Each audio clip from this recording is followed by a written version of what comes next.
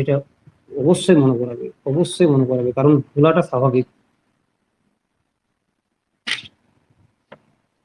Okay, recording on, medium quality, fine.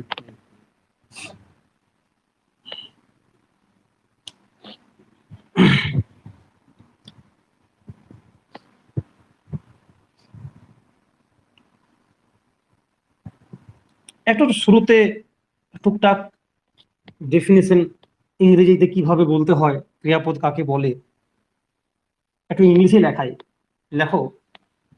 তোমরা বাংলাতে যে ক্রিয়াপদের যে ডেফিনেশন জানো, ইংরেজিতেও তাই, স্প্যানিশেও তাই, ফ্রেঞ্চ ভাষাতেও তাই।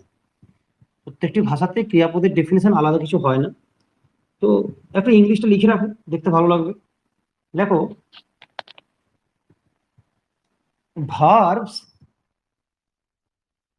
verbs are used, ইউএসইডি, verbs are used, ক্রিয়াপদগুলো ব্যবহৃত হয়, verbs are used টু, কি করতে ব্যবহৃত হয় না, টু ইন্ডিকেট, নির্দেশ করতে, to indicate the actions, to indicate the actions, actions, to indicate the actions, to indicate the actions, processes, কোন পদ্ধতিতে কোনো কিছু হচ্ছে, indicate the actions, processes or states of beings, or states of beings of people or things। এটা just ক্রিয়াপদ পড়াচ্ছি বলে সংজ্ঞাটা লিখে রাখো, যারা ইংরেজিতে এসএলএসটি দেবে তাদের এই সংজ্ঞাটা লিখতে হবে, তোমাদের লিখতে হবে না। তোমরা জানো কোনো কাজ সম্পাদিত হওয়া, কোনো কাজ ঘটা প্রভৃতি বোঝায় ক্রিয়াপদ দ্বারা, এটুকুই কাজ। আমার প্রথম প্রশ্ন, এই সংজ্ঞা নিয়ে কিছু নেই, আমার প্রথম প্রশ্ন, সেন্টেন্সের মধ্যে, বাক্যের মধ্যে ক্রিয়াপদের অবস্থান কোথায়? তোমরা চ্যাট বক্সে আমাকে উত্তর জানাতে পারো, বাংলা স্টুডেন্টদের বলছি, বাক্যের মধ্যে ক্রিয়াপদের অবস্থান কোথায়? ক্রিয়াপদের অবস্থান কোথায়? কোনোবারে একটা টেলিগ্রাম চ্যানেলে, তোমাদের স্যারের টেলিগ্রাম চ্যানেলে একবার প্রশ্ন দেখেছিলাম, একজন করেছিল যে বাক্যের যেটা বিধেয় অংশ তার মূল কোনটা, বিধেয় অংশের মূল কোনটা? উত্তর হবে ক্রিয়াপদ, উত্তর হবে ক্রিয়াপদ। তাহলে আমার প্রথম কথা হচ্ছে যে যে কোনো সেন্টেন্সের, যে কোনো বাক্যের একটা ইন্টিগ্রাল পার্ট, খুব গুরুত্বপূর্ণ অংশ তৈরি হয় ক্রিয়াপদ দ্বারা। এবং সেটা কোন গুরুত্বপূর্ণ অংশ না, এটা হচ্ছে প্রেডিকেট অংশের, বাক্যের যেটা বিধেয় অংশ তার রুট, তার মূল। বিধেয় অংশের মূল হচ্ছে ক্রিয়াপদ, ব্যাস এটুকু মাথায় রাখতে হবে। তা আমরা জানি যার উদ্দেশ্যে কিছু বলা হয় সেটাই সেন্টেন্সের উদ্দেশ্য বা সাবজেক্ট। এবার সেই সাবজেক্ট সম্পর্কে যা কিছু বলছি সেটা বিধেয় অংশে থাকে, এটা আমরা জানি। যেমন আমি যদি একটা সেন্টেন্স লিখি, হ্যাঁ সেন্টেন্স শেষে মাঝে ওটা প্রশ্ন নয়, আমি যদি সেন্টেন্স লিখি যে রাম প্লেজ ফুটবল,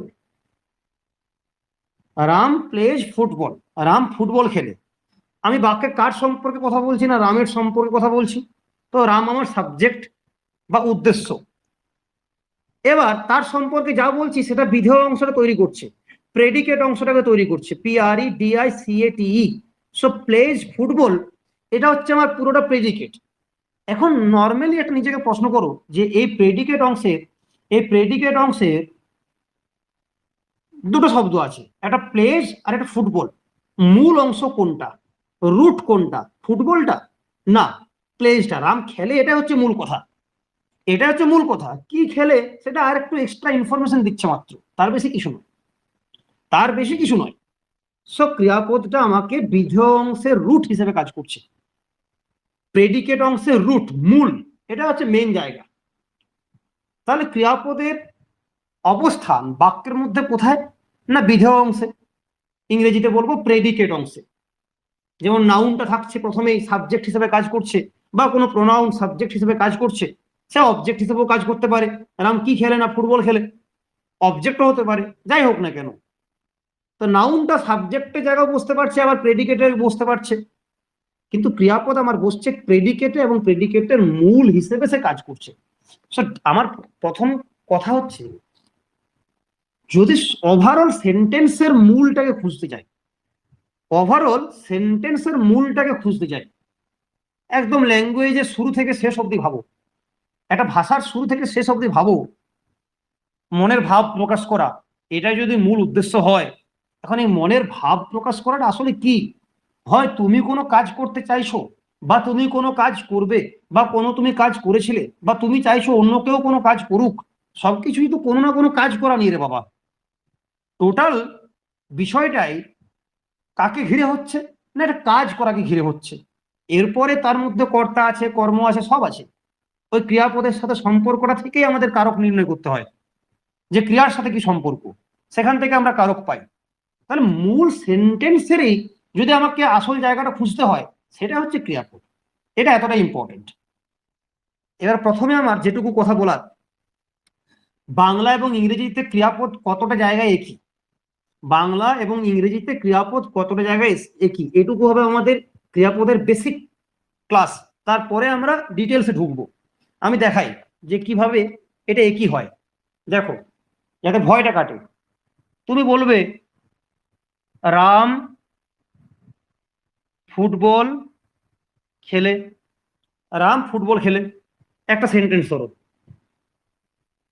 তুমি বলবে আমি ক্রিকেট, আর কি খেলে বলবে না, তুমি বলবে আমি ক্রিকেট খেলি।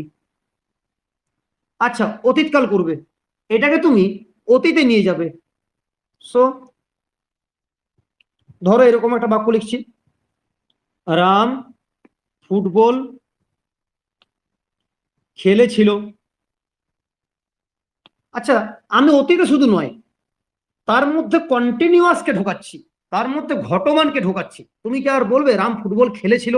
না, তুমি বলবে রাম ফুটবল খেলছিল, রাম ফুটবল খেলছিল।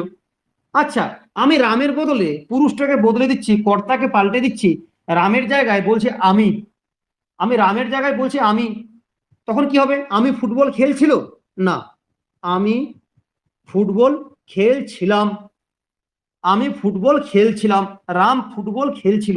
তাহলে ভাবো, এই সমস্ত বাক্যগুলোতে যতগুলো বললাম, রাম ফুটবল, আমি ক্রিকেট, আমি ফুটবল, এরা অপরিবর্তিত আছে। আমি পরিবর্তন কার করছি? কোন অংশটাকে আমি পাল্টে দিচ্ছি?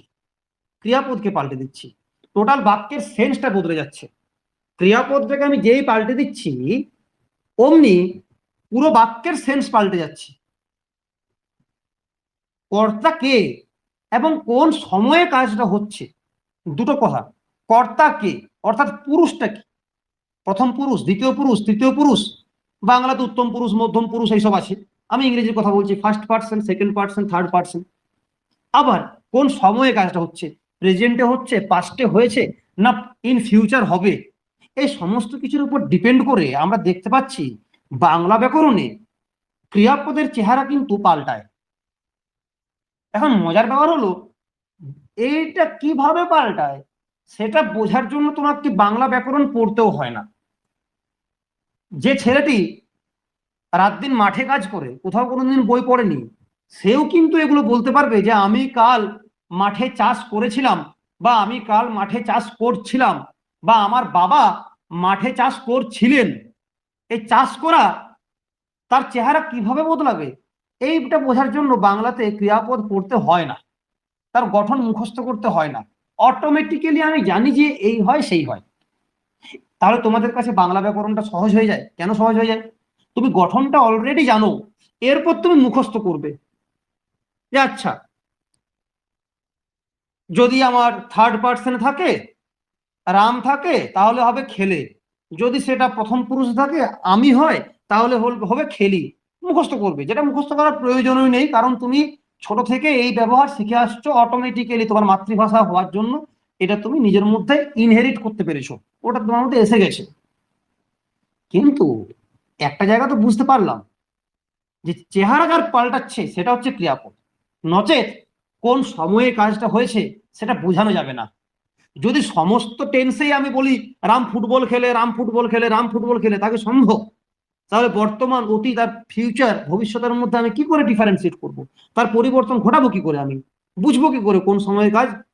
রাম এবং ফুটবলকে তো পাল্টানো সম্ভব নয়, পাল্টাচ্ছে ওটাকে। তাহলে কাল নির্ণয় করার জন্য বা কালটাকে নির্দেশ করার জন্য চেহারা বদলাচ্ছি যার, সেটা হচ্ছে ক্রিয়ার, সেই কারণে বলা হয় ক্রিয়ার কাল। এখন আমরা ঘাবড়ে যাই যখন ইংরেজিতে করতে হয়, কিন্তু যদি এটুকু মাথায় রাখি যে পরিবর্তন আমাকে বাংলা ব্যাকরণে করতে হচ্ছে, বাংলা সেন্টেন্সে করতে হচ্ছে, ইংরেজিটা কি কোনো আকাশ থেকে টপকে পড়া কোনো সাবজেক্ট? তা তো নয়, সেটা একটা ভাষা, সেখানেও আমাকে একই কাজ করতে হবে। সেই কারণে আমি কি করছি দেখো, রাম ফার্স্ট সেন্টেন্সে রাম ফুটবল খেলে, Ram plays football, Ram plays football. কি করলাম? রামের পর আমি বলছি plays, PLAYS, Ram plays football.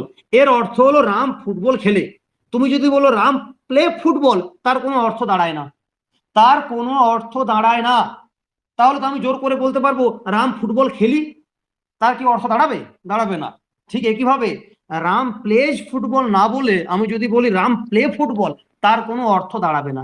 ঠিক একইভাবে আমি ক্রিকেট খেলি, আমাকে বলতে হবে I play football, I play football, আমি ক্রিকেট খেলি। কোনোভাবেই বলবো না আই প্লেজ ফুটবল, কোনোদিন বলবো না। তাহলে ক্রিয়াপদ যদি আমি রামের সাথেও যা করছি, আয়ের সাথেও তাই করছি, তাহলে কি পরিবর্তন করব? আমি কি করে বুঝবো সেন্টেন্স দুটো আলাদা? এই ভুল আমি করতে পারি না।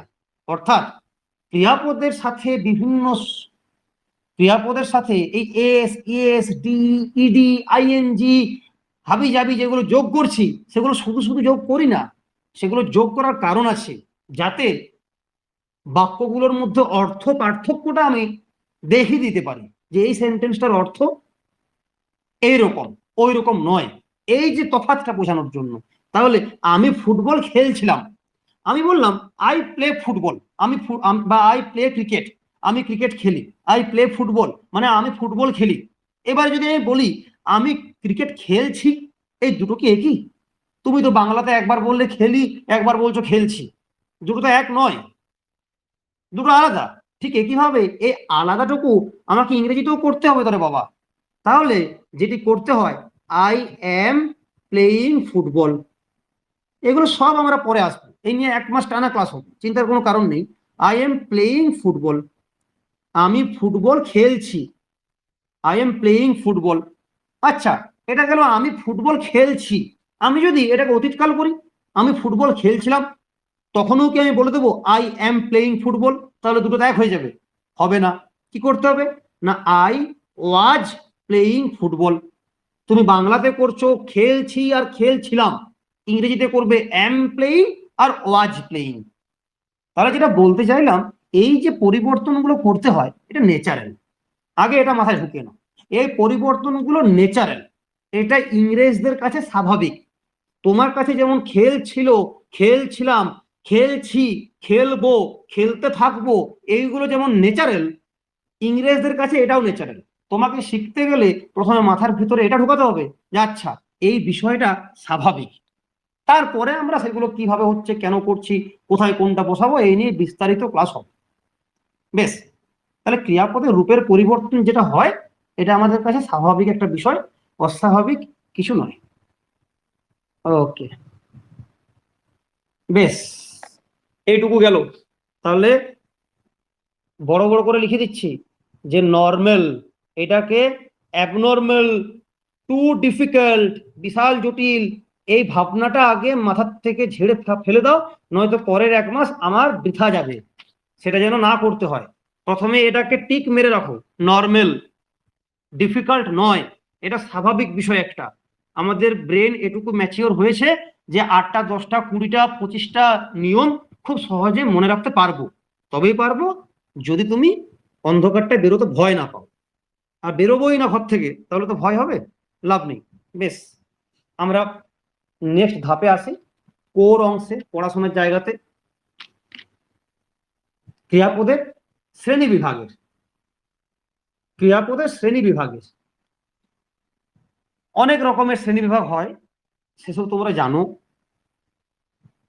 বাক্যের অর্থ কতটা পরিস্ফুট করতে পারছে, বাক্যের অর্থ কতটা বুঝিয়ে দিতে পারছে, মনের ভাবকে কতটা প্রকাশ করতে পারছে, সেই বিচারে ক্রিয়াপদকে দুভাবে ভাগ করা হয়। আমরা জানি কি কি, সমাপিকা ক্রিয়া, অসমাপিকা ক্রিয়া। এটা আমাদের পরের কাজ, এখন নয়। এখন কর্মের উপর ভিত্তি করে কোন ক্রিয়াপদ কর্ম ধারণে সক্ষম আর কোন ক্রিয়াপদ কর্ম ধারণে সক্ষম নয়, কোন ক্রিয়াপদ কর্ম ধারণে সক্ষম আর কোন ক্রিয়াপদ কর্ম ধারণে সক্ষম নয়, এই সকর্মক ক্রিয়া এবং অকর্মক ক্রিয়া তোমাদের বাংলা ব্যাকরণে এই জিনিস ডিটেলসে দেওয়া আছে, তবু আমাকে বোঝাতে হবে যে ইংরেজিতেও একই জিনিস আছে। তাহলে এটা ক্রিয়ার কোন প্রকারের শ্রেণী বিভাগ, এগুলো বাংলা ব্যাকরণের বই থেকে দেখবে, আমার বলাটা এখানে কর্তব্য নয়। আমি শুধু দুটো টাইপ বলছি, একটা হচ্ছে transitive verb, TRANSITIVE, transitive verbs, আর একটা হচ্ছে ইন্ট্রানজিটিভ ভার্বস, INTRA। আচ্ছা, ফোনের ফোকাসটা কেন চলে যাচ্ছে, একটু নিচে নেমে গেছে মনে হয়। এক সেকেন্ড দাঁড়াতে,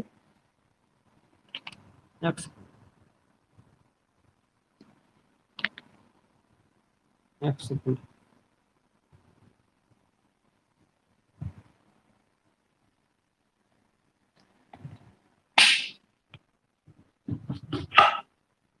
এ বাবা,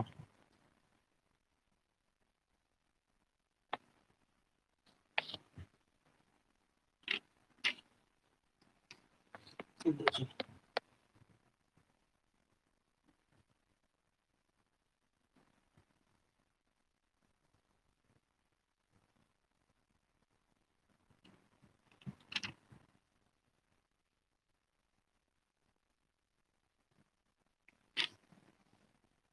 ওকে, সো ট্রানজিটিভ ভার্বস আর একটা হচ্ছে ইন্ট্রানজিটিভ ভার্বস, INTRANSITIVE। প্রথমেই বলি, কর্ম থাকলে সকর্মক, কর্ম না থাকলে অকর্মক, এটা ভুলে যাও, এটা নয়। যে ক্রিয়াপদটি কর্ম ধারণে সক্ষম সেটাই সকর্মক ক্রিয়া, যেটা কর্ম ধারণে সক্ষম।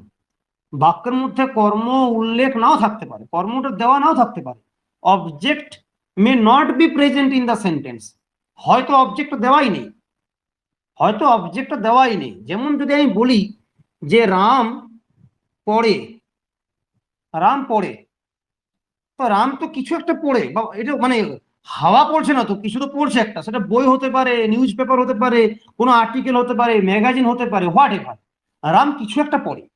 সো এই পড়া ক্রিয়াপদটা কর্ম ধারণে সক্ষম, সেন্টেন্সের মধ্যে কর্মের উল্লেখ নেই, সে না থাকুক, কিন্তু এ কর্ম ছাড়া অচল এক প্রকারের, মানে এর অর্থ আসবে না। তোমার মনে প্রশ্ন জাগবে যে রাম পড়লে কি পড়ছে, ঠিক আছে, এর ভেতরে কর্ম আছে, এ কর্ম নিতে পারে, বা কর্ম নেওয়ারই স্বাভাবিকের ক্ষেত্রে। ট্রানজিটিভ ভার্বস, তোমাকে দেখতে হবে না যে বাক্যের মধ্যে কর্ম আছে কি কর্ম নেই। যদি সেন্টেন্সটা থাকে রাম রিডস, এবং যদি বলে যে রিডস, এই ক্রিয়াপদটা কি ধরনের ক্রিয়াপদ, ট্রানজিটিভ না ইন্ট্রানজিটিভ, সকর্মক না অকর্মক, তোমার উত্তর হবে এটা সকর্মক ক্রিয়া, সকর্মক ক্রিয়া। কিন্তু যদি বলে রাম স্লিপস, রাম স্লিপস, রাম ঘুমোয়, ঘুমানো ক্রিয়াপদ, এবার কি কর্ম নেবে, এবার কি কর্ম নেবে, এবার তোমার ও সমধাতুজ কর্ম হাবি যাবি ও সব নিয়ে আসতে হবে না, ও আছে ইংরেজি তো কগনেট অবজেক্ট, যে একটা বিশাল ঘুম ঘুমালাম, ঠিক আছে, দারুণ ঘুম ঘুমলাম, হ্যাঁ, তো সে এক দৌড় দৌড়লো, ও সমধাতুজ কর্মকে আমাদের সকর্মক ক্রিয়া অকর্মক ক্রিয়া থেকে বাদ দাও, ওটা একটা আলাদা ধরনের কর্মের ভাব, সেই সময় সে নিতে পারে। আমাদের অরিজিনালি এই স্লিপস ক্রিয়াপদটা অকর্মক, কি কর্ম নেবে, রাম ঘুমায়, বা he runs, say দৌড়য়, he runs. কিন্তু যদি বলি হি ইটস, হি ইটস, সে খায়, কিছু একটা খায়, কোনো কিছু খাচ্ছে সে, হি ইজ ইটিং, সে খাচ্ছে, কি খাচ্ছে, ভাত খাচ্ছে, মাছ খাচ্ছে, মুড়ি খাচ্ছে, মার খাচ্ছে, কিছু তো খাচ্ছে রে বাবা, তো যেটাই খাচ্ছে সেটাই কর্ম। তাহলে সকর্মক ক্রিয়া এবং অকর্মক ক্রিয়ার কোনটা কি বোঝার জন্য আমাকে দেখতে হবে বাক্যের মধ্যে কর্ম থাক বা না থাক, যে ক্রিয়াপদটা কর্ম নিতে সক্ষম সেটাই ট্রানজিটিভ, যে কর্ম নিতে সক্ষম নয় সেটাই ইনট্রানজিটিভ।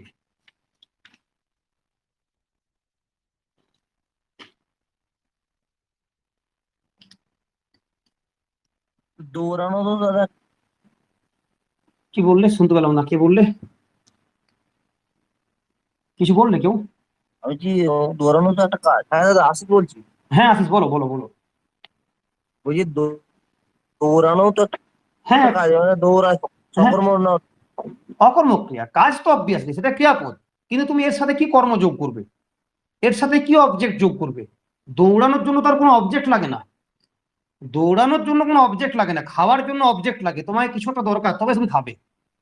ক্রিয়াপদের কাজটা যাকে আশ্রয় করে সম্পাদিত হয়, যে যে জিনিসটার উপরে, যে বস্তুটার উপরে, যে বিষয়টার উপরে ক্রিয়াপদের কাজটা ঘটছে সেটাকে বলা হয় ক্রিয়ার কর্ম। তো রাম যে খাচ্ছে, এ খাওয়ার কাজটার জন্য ভাত দরকার, এ খাওয়ার কাজটার জন্য মার দরকার, এ খাওয়ার কাজটার জন্য মাছ দরকার, মুড়ি দরকার, তবে সে খেতে পারবে। ওই ভাতের উপরে, মুড়ির উপরে খাওয়ার কাজটা সম্পাদিত হচ্ছে। কিন্তু দৌড়ানোর জন্য রাম একাই যথেষ্ট, যে সাবজেক্ট সেই যথেষ্ট দৌড়ানোর জন্য, আলাদা কিছু দরকার নেই। সে ডেফিনেটলি ঘুমানো, খাওয়া, হাঁটা, এগুলো সব অকর্ম, এদের জন্য কোনো কর্মের প্রয়োজন নেই। ঠিক আছে, এদের জন্য কোনো কর্মের প্রয়োজন নেই। হ্যাঁ, কেন হবে না? I ran a race, I ran a race, I ran a race, এ রান ক্রিয়াপদ এবং রেস নাউনটি দুজনের উৎপত্তি একই জায়গা থেকে। বাংলায় যেমন একই ধাতু থেকে, এক দৌড় দৌড়লো, আমাদের ইংরেজিতেও ওই রান এবং রেস এদের জন্মস্থান এক জায়গা থেকেই। ঠিক আছে, so I ran a race, আমি এক দৌড় দৌড়লাম বা আমি একটা দৌড় দৌড়লাম। এখানে র্যানটা সকর্মক, কারণ তার একটা কর্ম আছে যেটা বাংলাতে সমধাতুজ, ইংরেজিতে বলা হয় কগনেট। পরে বলবো, সেসব থাকবে পরে, আমাদের ওগুলো এমন কিছু ইম্পর্টেন্ট বিষয় নয়। বেশ, ছেড়ে যাও, এটুকুতে আমরা ছেড়ে যাই। ট্রানজিটিভ ভার্ব, ইনট্রানজিটিভ ভার্ব তোমরা ডিটেলসে আরো পড়তে পারো, বাংলা ব্যাকরণ ইজ এনাফ, এর জন্য ইংলিশ গ্রামার পড়তে হয় না, বাংলাতে যা যা আছে ইংরেজিতে তাই। তো এই নিয়ে আর মাথা ঘামাবো না আপাতত। এরপর ক্রিয়াপদে আর দুটো টাইপ, কি বেসিসে এই টাইপটা তোমাদের জানার প্রয়োজন নেই।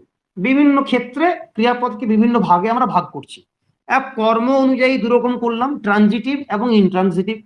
এরপরে ক্রিয়াপদটা ট্রানজিটিভ হোক বা ইনট্রানজিটিভ হোক, মন দিয়ে শোনো, ক্রিয়াপদটা ট্রানজিটিভ হোক বা ইনট্রানজিটিভ হোক, সকর্মক হোক বা অকর্মক হোক, যাই হোক না কেন একটা ক্রিয়াপদ হলেই হবে, তাকে আবার দুটো ভাগে ভাগ করা যায়, তাকে আবার দুটো ভাগে ভাগ করে যায়।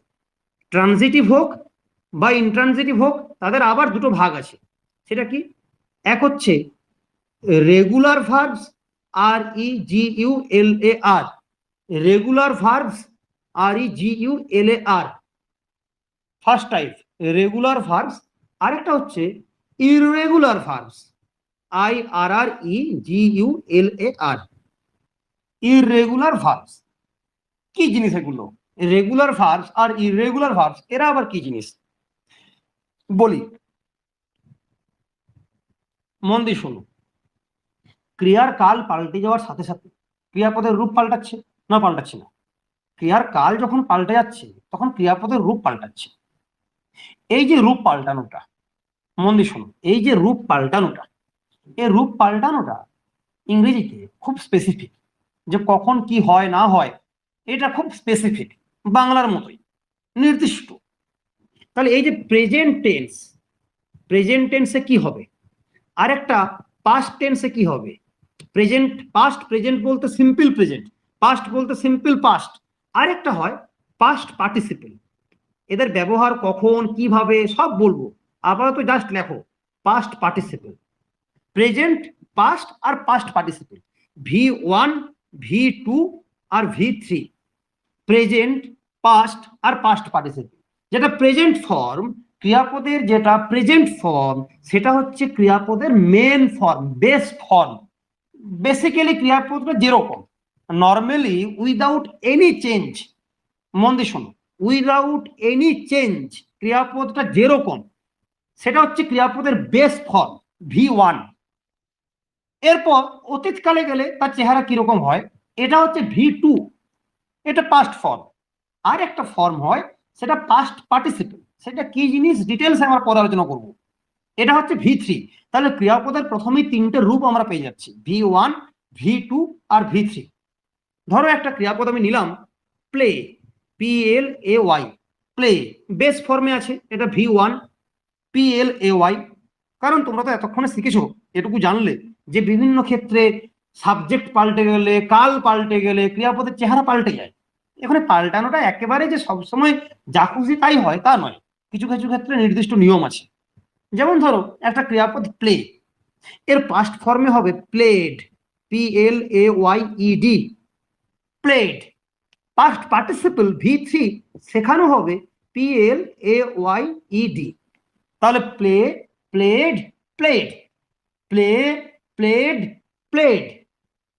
ধরো আরেকটা ভার্ব, প্লে বাদ দিয়ে আরেকটা ভার্ব যদি নিই, স্টে, STAY, স্টে, এর পাস্ট ফর্ম হবে স্টেড, STAYED, স্টেড। এর পাস্ট পার্টিসিপল কি হবে না স্টেড, STAYED।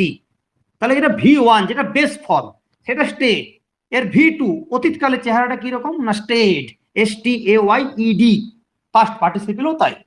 কি যোগ করলাম, ইডি যোগ করলাম। মূল ক্রিয়াপদের সাথে V2 এবং V3 দু জায়গাতে আমি ইডি যোগ করছি।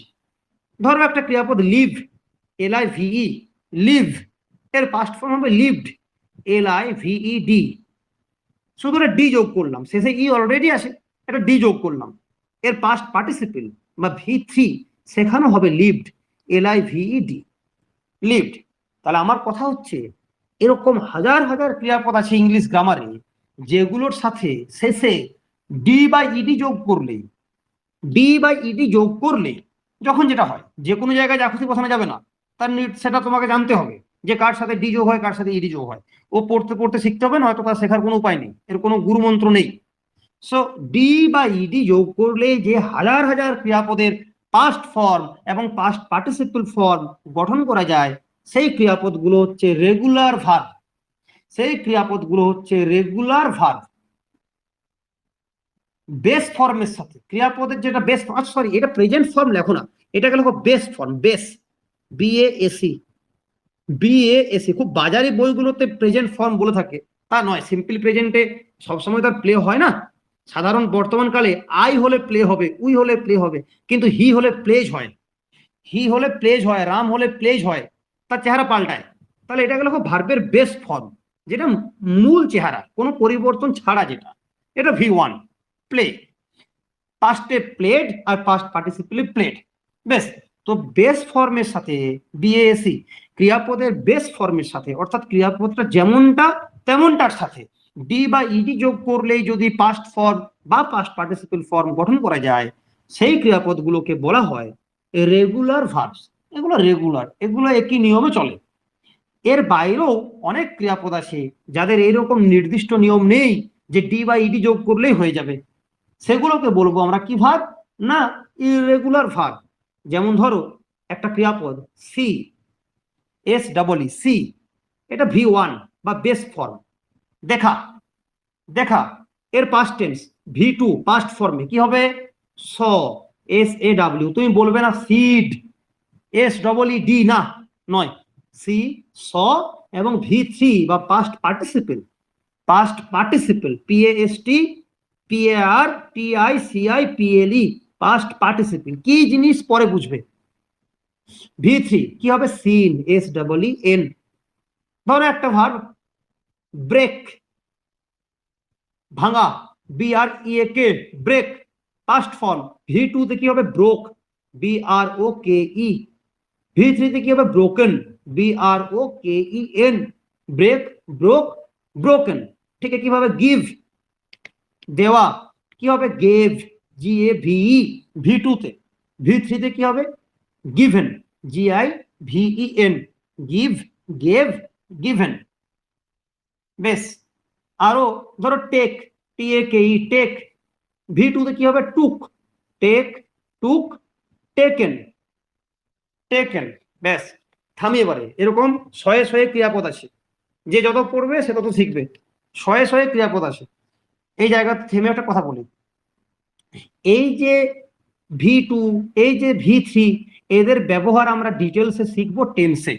কোন টেন্সে কখন এদের ব্যবহার করা হয়, কোন টেন্সে কখন এদের ব্যবহার করা হয়। প্রথমেই মাথায় রাখো, একটা টোটকা এখানে লিখে রাখো স্টার মার্ক দিয়ে। এই যে আমরা পাস্ট পার্টিসিপেলের কথা বলছি, যেটা ভার্বের তৃতীয় ফর্ম, এইভাবেই লিখে রাখো গেয় ভাষায়। এই যে আমরা পাস্ট পার্টিসিপেল বা ক্রিয়াপদের তৃতীয় রূপটির কথা বলছি, এই যে আমরা পাস্ট পার্টিসিপেল বা ক্রিয়াপদের তৃতীয় রূপটি V3-র কথা বলছি, V3-র কথা বলছি, এর মধ্যে এই এই কথাটির মধ্যে পাস্ট পার্টিসিপেল, এর মধ্যে পাস্ট কথাটি PAST, পাস্ট কথাটি আছে মানে, পাস্ট কথাটি আছে মানে এমনটা নয়, পাস্ট কথাটি আছে মানে এমনটা নয় যে এরা মানে এই রূপে যে যে ভার্বগুলো আছে played, stayed, broken, given, taken, seen, ঠিক আছে। এই যে আমরা পাস্ট পার্টিসিপেল বা ক্রিয়াপদের তৃতীয় রূপটির বা V3-র কথা বলছি, এর মধ্যে পাস্ট কথাটি আছে মানে এমনটা নয় যে এরা শুধু অতীতকালেই ব্যবহৃত হয়, যে এরা শুধু অতীতকালেই ব্যবহৃত হয়। তাই পাস্ট পার্টিসিপেলে পাস্ট কথাটা আছে মানে আমি এমনটা ভাববো না যে এই রূপটা শুধুমাত্র ক্রিয়াপদের অতীতকালে বা পাস্ট টেন্সে ব্যবহৃত হয়। পাস্ট পার্টিসিপেল গুলো, পাস্ট পার্টিসিপেল বা ক্রিয়াপদের তৃতীয় রূপ V3 প্রেজেন্ট টেন্সে, পাস্ট টেন্সে, ফিউচার টেন্সে সব জায়গাতেই ব্যবহৃত হতে পারে, সব জায়গাতেই ব্যবহৃত হতে পারে, কিন্তু নির্দিষ্ট নির্দিষ্ট ক্ষেত্রে। এইটি প্রথমে মাথায় ঢুকিয়ে নাও। পাস্ট পার্টিসিপেলের কথা বলছি মানে এমনটা নয় যে এরা শুধুমাত্র পাস্ট টেন্সে ব্যবহৃত হয়, যদিও তার নামের মধ্যে পাস্ট কথাটা আছে, সে থাক। পাস্ট কথাটা আছে মানে এমনটা নয় যে সে শুধু পাস্ট টেন্সেই ব্যবহৃত হবে, সে প্রেজেন্ট টেন্সও ব্যবহৃত হতে পারে, পাস্ট টেন্সও ব্যবহৃত হতে পারে, আবার ফিউচার টেন্সও ব্যবহৃত হতে পারে। প্রেজেন্ট, পাস্ট এবং ফিউচার টেন্সও ব্যবহৃত হতে পারে। তাহলে প্রশ্ন আসবে, এর মধ্যে পাস্ট কথাটা আছে কেন? এর মধ্যে পাস্ট কথাটা আছে কেন? আপনি যদি একে প্রেজেন্ট টেন্সে ব্যবহার করবেন তাহলে এটা পাস্ট কথা কেন রেখেছে, কি দরকারে পাস্ট কথাটা রেখেছে? আমি বলছি দরকার আছে, পাস্ট থাকবে, পাস্ট থাকবে। ধরো এবারে এখান থেকে আমার দ্বিতীয় কথায় আসছি, কখন দ্বিতীয়টা দশম হয়ে গেছে আমি জানি না, ধরে নাও দ্বিতীয় কথা, কথাটা এরকম, আমি খেয়েছি, আমি খেয়েছি, আমি খেয়েছি, ব্যাস। আমি বলছি এটা বর্তমান কাল, আমি বলছি এটা বর্তমান কাল, এটা বর্তমান কাল, এটা প্রেজেন্ট টেন্স, একদম ডেফিনেটলি এটা প্রেজেন্ট টেন্স। ক্রিয়ার কাল বর্তমান, ক্রিয়ার প্রকার পুরা ঘটিত বর্তমান। আমি খাইয়াছি। এবার বলো, আমি খেয়েছি এর মধ্যে অতীতের ছাপ আছে কি নেই? আমি খেয়েছি মানে আমার খাওয়ার কাজ অলরেডি হয়ে গেছে, আমি যে মুহূর্তে দাঁড়িয়ে বলছি সেই মুহূর্তটা বর্তমান। আমি যে মুহূর্তে দাঁড়িয়ে কথা বলছি যে মা আমি খেয়েছি, এই মুহূর্তটা বর্তমান, খাওয়ার ফলটা বর্তমান আছে, খাওয়ার কাজ অলরেডি শেষ হয়ে গেছে, এই মুহূর্তটা বর্তমান, কাজটা আগেই ঘটেছে, অর্থাৎ এটা বর্তমান কাল হলেও এটা এমন বর্তমান যার মধ্যে অতীতের ছাপ আছে। তাহলে এর জন্য আমি ইংরেজিতে এমন একটা ক্রিয়াপদের রূপ রেখেছি, এমন একটা ক্রিয়াপদের রূপ রেখেছি যেটার নামের মধ্যে পাস্ট কথাটা আছে, পাস্ট পার্টিসিপেল। কি বলবো? I have eaten. আমি বলবো না আই হ্যাভ ইট, আমি বলবো না আই হ্যাভ ইটিং, আমি বলবো আই হ্যাভ ইটেন। এই ইটেন হচ্ছে eat, ate, eaten, eat, ate, eaten. ইটেনটা third form, past participle form. Past পার্টিসিপলটাকে আমি প্রেজেন্ট টেন্সও ব্যবহার করতে পারি যদি দেখি তার মধ্যে অতীতের ছোঁয়া আছে, তার মধ্যে অতীতের ছোঁয়া আছে, তার জন্য আমার ইটেনটা বসেছে। আমি বলবো না আই হ্যাভ এট, এটাও তো পাস্ট না, এটা পুরোপুরি পাস্ট। এট মানে সেটা পুরোপুরি পাস্ট, তার জন্য এট আছে। আমি খেয়েছি পুরোপুরি পাস্ট নয়, এর মধ্যে শুধু অতীতের একটা ছাপ আছে, এর মধ্যে শুধুমাত্র অতীতের একটা টাচ আছে, তার জন্য সেপারেটলি আরেকটা ক্রিয়াপদের রূপ আমরা পেয়েছি যেটার নাম হচ্ছে পাস্ট পার্টিসিপেল। যেখানে এই রকমের কাজ পাবো সেখানে পাস্ট পার্টিসিপল ব্যবহার করব। This is the reason why present perfect টেন্সে আমি পাস্ট পার্টিসিপলকে ব্যবহার করি। ব্যাস, যার বুঝতে অসুবিধা আছে এই জায়গা আমি রিপিট করব না, কালকে রেকর্ডিং শুনবে। কারণ শুধুমাত্র বললাম কেন করি, প্রেজেন্ট পারফেক্ট টেন্স নিয়ে ডিটেলসে আমরা আরো ক্লাস নেব। আজকে শুধুমাত্র আশা করব কারো কারো কাছে বিষয়টা পরিষ্কার যে এই পাস্ট পার্টিসিপলের কাজটা কোথায় হয় আর কেন হয়, এর নামটা কেন পাস্ট পার্টিসিপল, V3 কেন আছে। Got it? ওকে, সো আমাদের যেখানে পড়াচ্ছিলাম সেখান থেকে একটু এগিয়ে আসতে হলো। কি পড়াচ্ছিলাম না, রেগুলার ভার্ব কোনগুলো আর ইররেগুলার ভার্ব কোনগুলো। শুধুমাত্র পাস্ট ফর্ম কি হয়, পাস্ট পার্টিসিপল ফর্ম কি হয় তার ধরনের উপর নির্ভর করে দুরকম করলাম। যেগুলো ডি বা ইডি যোগ করে হবে সেগুলো হচ্ছে রেগুলার ভার্ব, আর যাদের জন্য কোনো নির্দিষ্ট নিয়ম নেই, বিভিন্ন ভার্ব বিভিন্ন রকমের হয়, ব্রেক ব্রোক ব্রোকেন, আবার give gave given, take took taken, eat ate eaten, বিভিন্ন রকমের হচ্ছে, এইগুলোকে বলবো ইররেগুলার ভার্বস। মিটে গেল, এই নিয়ে আমাদের চিন্তার কোনো কারণ আপাতত নেই। এবারে আসছি আমি মূল জায়গাতে, যেটা নিয়ে আমাদের ক্লাস এগোবে, কি জিনিস সেটা, দুটো টাইপ। এক নম্বরে finite verbs, FINITE, finite verbs, এক নম্বরে ফাইনাইট ভার্বস, আর দু নম্বরে পাশে লেখো, মানে বাঁ দিকে ফাইনাইট ভার্বস লেখো আর ডান দিকে লেখো non finite verbs. Non finite verbs, non finite verbs, non finite verbs.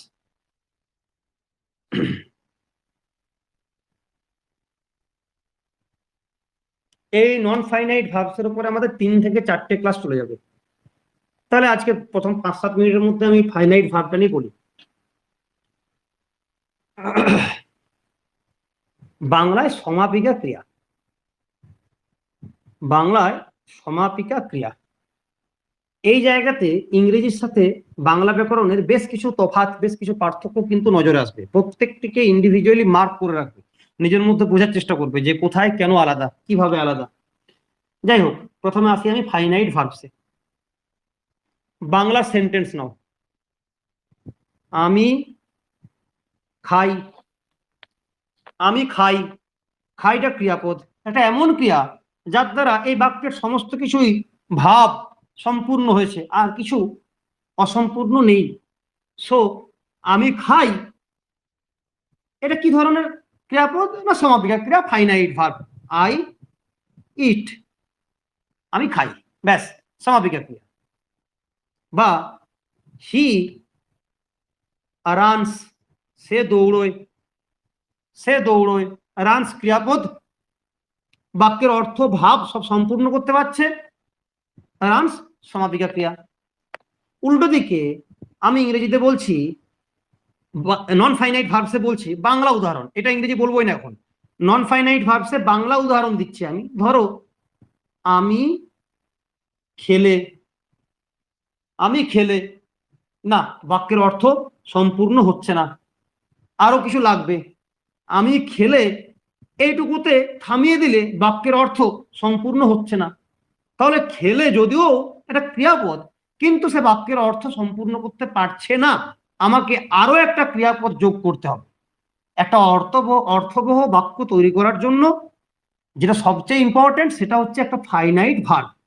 একটা অর্থবহ বাক্য তৈরি করার জন্য যেটা সবচেয়ে বেশি ইম্পর্টেন্ট সেটা হচ্ছে বাক্যের মধ্যে আমাকে একটি ফাইনাইট ভার্ব বা সমাপিকা ক্রিয়া কিন্তু রাখতে হবে। আমি খেলে আমার মা খাবেন, ব্যাস, আমি খেলে আমার মা খাবেন, আমি খেলে আমার মা খাবেন, এখানে আমার মা খাবেন, এ গেল সমাপিকা ক্রিয়া। এতক্ষণে বাক্যের অর্থটা সম্পূর্ণ হলো, নচেত কিন্তু বাক্যের অর্থ সম্পূর্ণ হয়নি। সো খেলে কথাটি, এই ক্রিয়াপদটি কি ধরনের ক্রিয়াপদ না অসমাপিকা ক্রিয়াপদ। তোমরা জানো বাংলাতে, আমার প্রশ্ন, ওই কোন কোন প্রত্যয় যোগে অসমাপিকা ক্রিয়াপদ তৈরি করা যায়? বাংলায় কোন কোন প্রত্যয় যোগে অসমাপিকা ক্রিয়াপদ তৈরি হয়? স্যার আমি বলবো, না মুখে বলতে হবে না ওবায়দুল, মেসেজে লিখে দাও, একটু মেসেজে লিখে দাও, মুখে বলতে হবে না, তাহলে বাকিরাও লিখতে পারবে।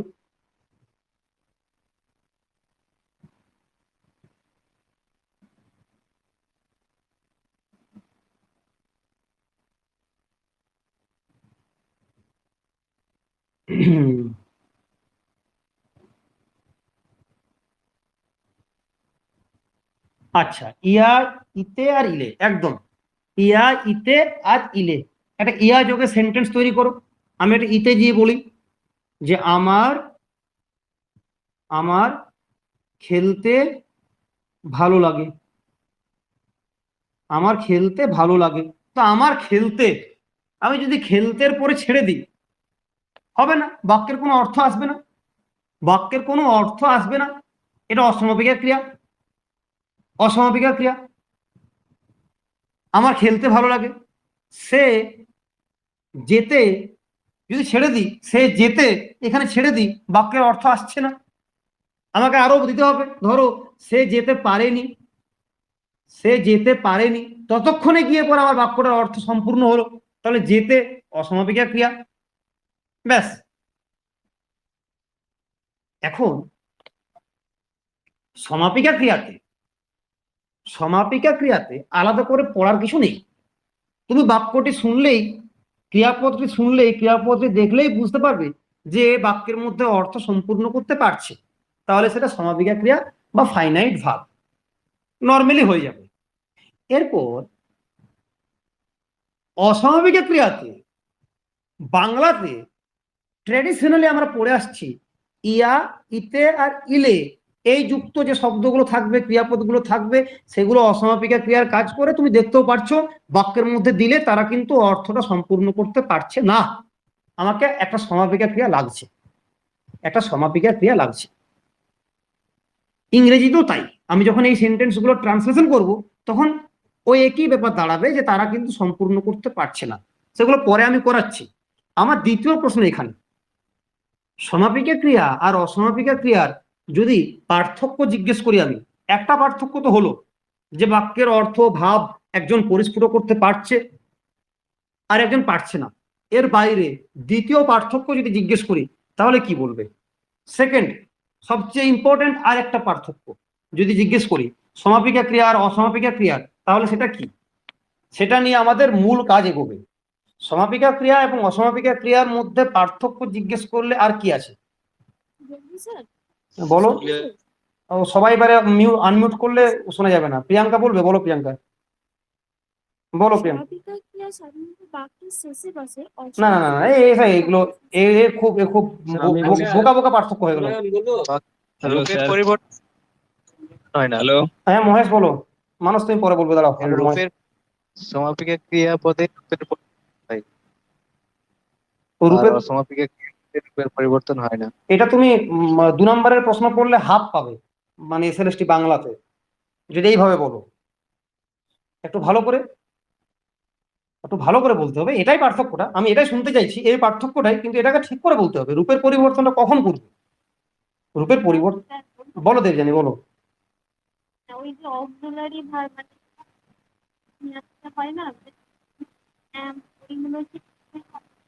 না না না না না না না না, ওটা নয়, ওই রূপের পরিবর্তন, এখান থেকেই প্রশ্নটা আসছে, এটাই উত্তর হবে, কিন্তু ওটাকে আমি ঠিক করে বলতে বলছি। ধরো 2 নম্বর পড়েছে, একটা প্রশ্ন পড়েছে সমাপিকা ক্রিয়া অসমাপিকা ক্রিয়ার পার্থক্য লেখো, তো কিভাবে বলবে এর রূপের পরিবর্তন হয়, এর পরিবর্তন হয় না, এরকম বলবে?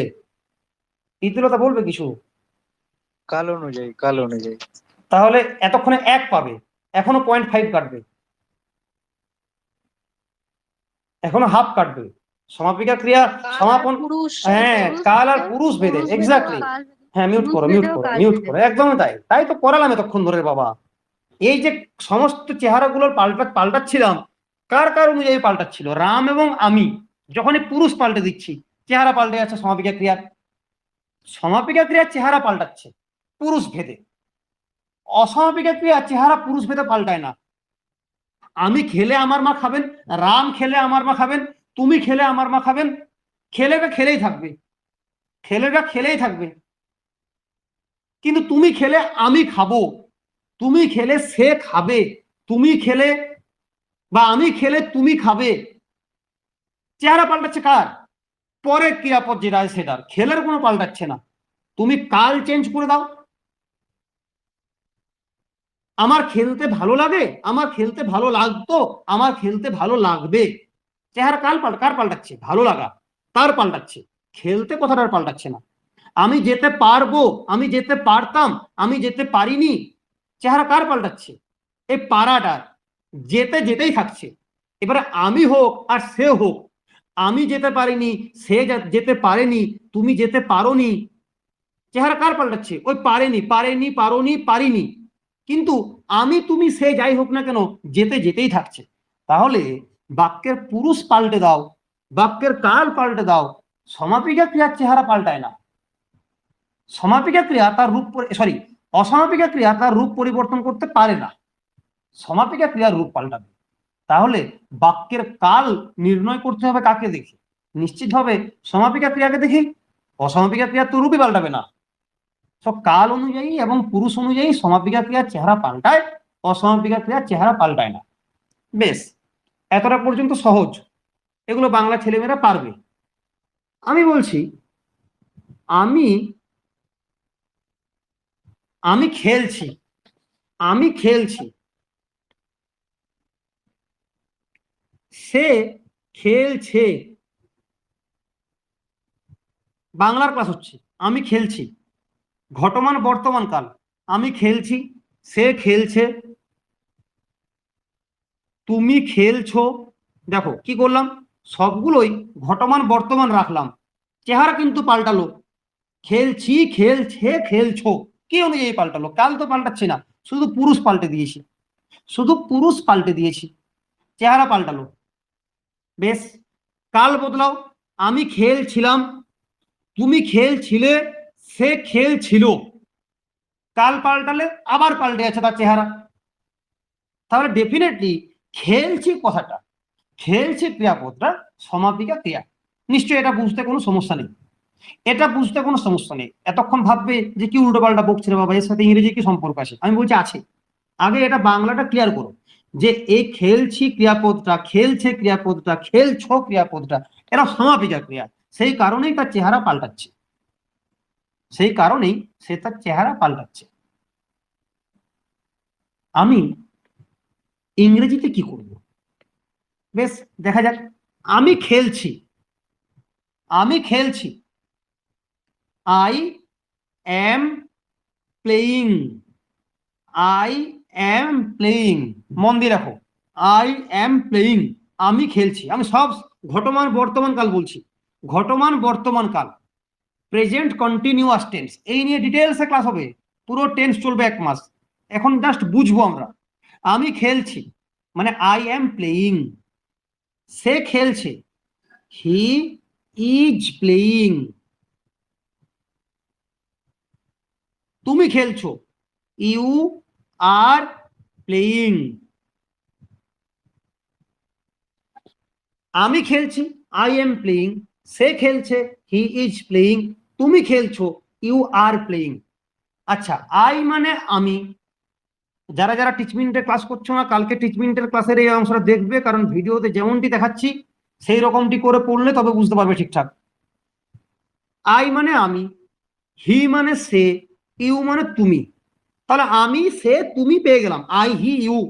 খেলছি, খেলছে, খেলছো, এই পুরোটার জন্য am playing, is playing, are playing, কোনো অসুবিধা নেই এই জায়গাতে।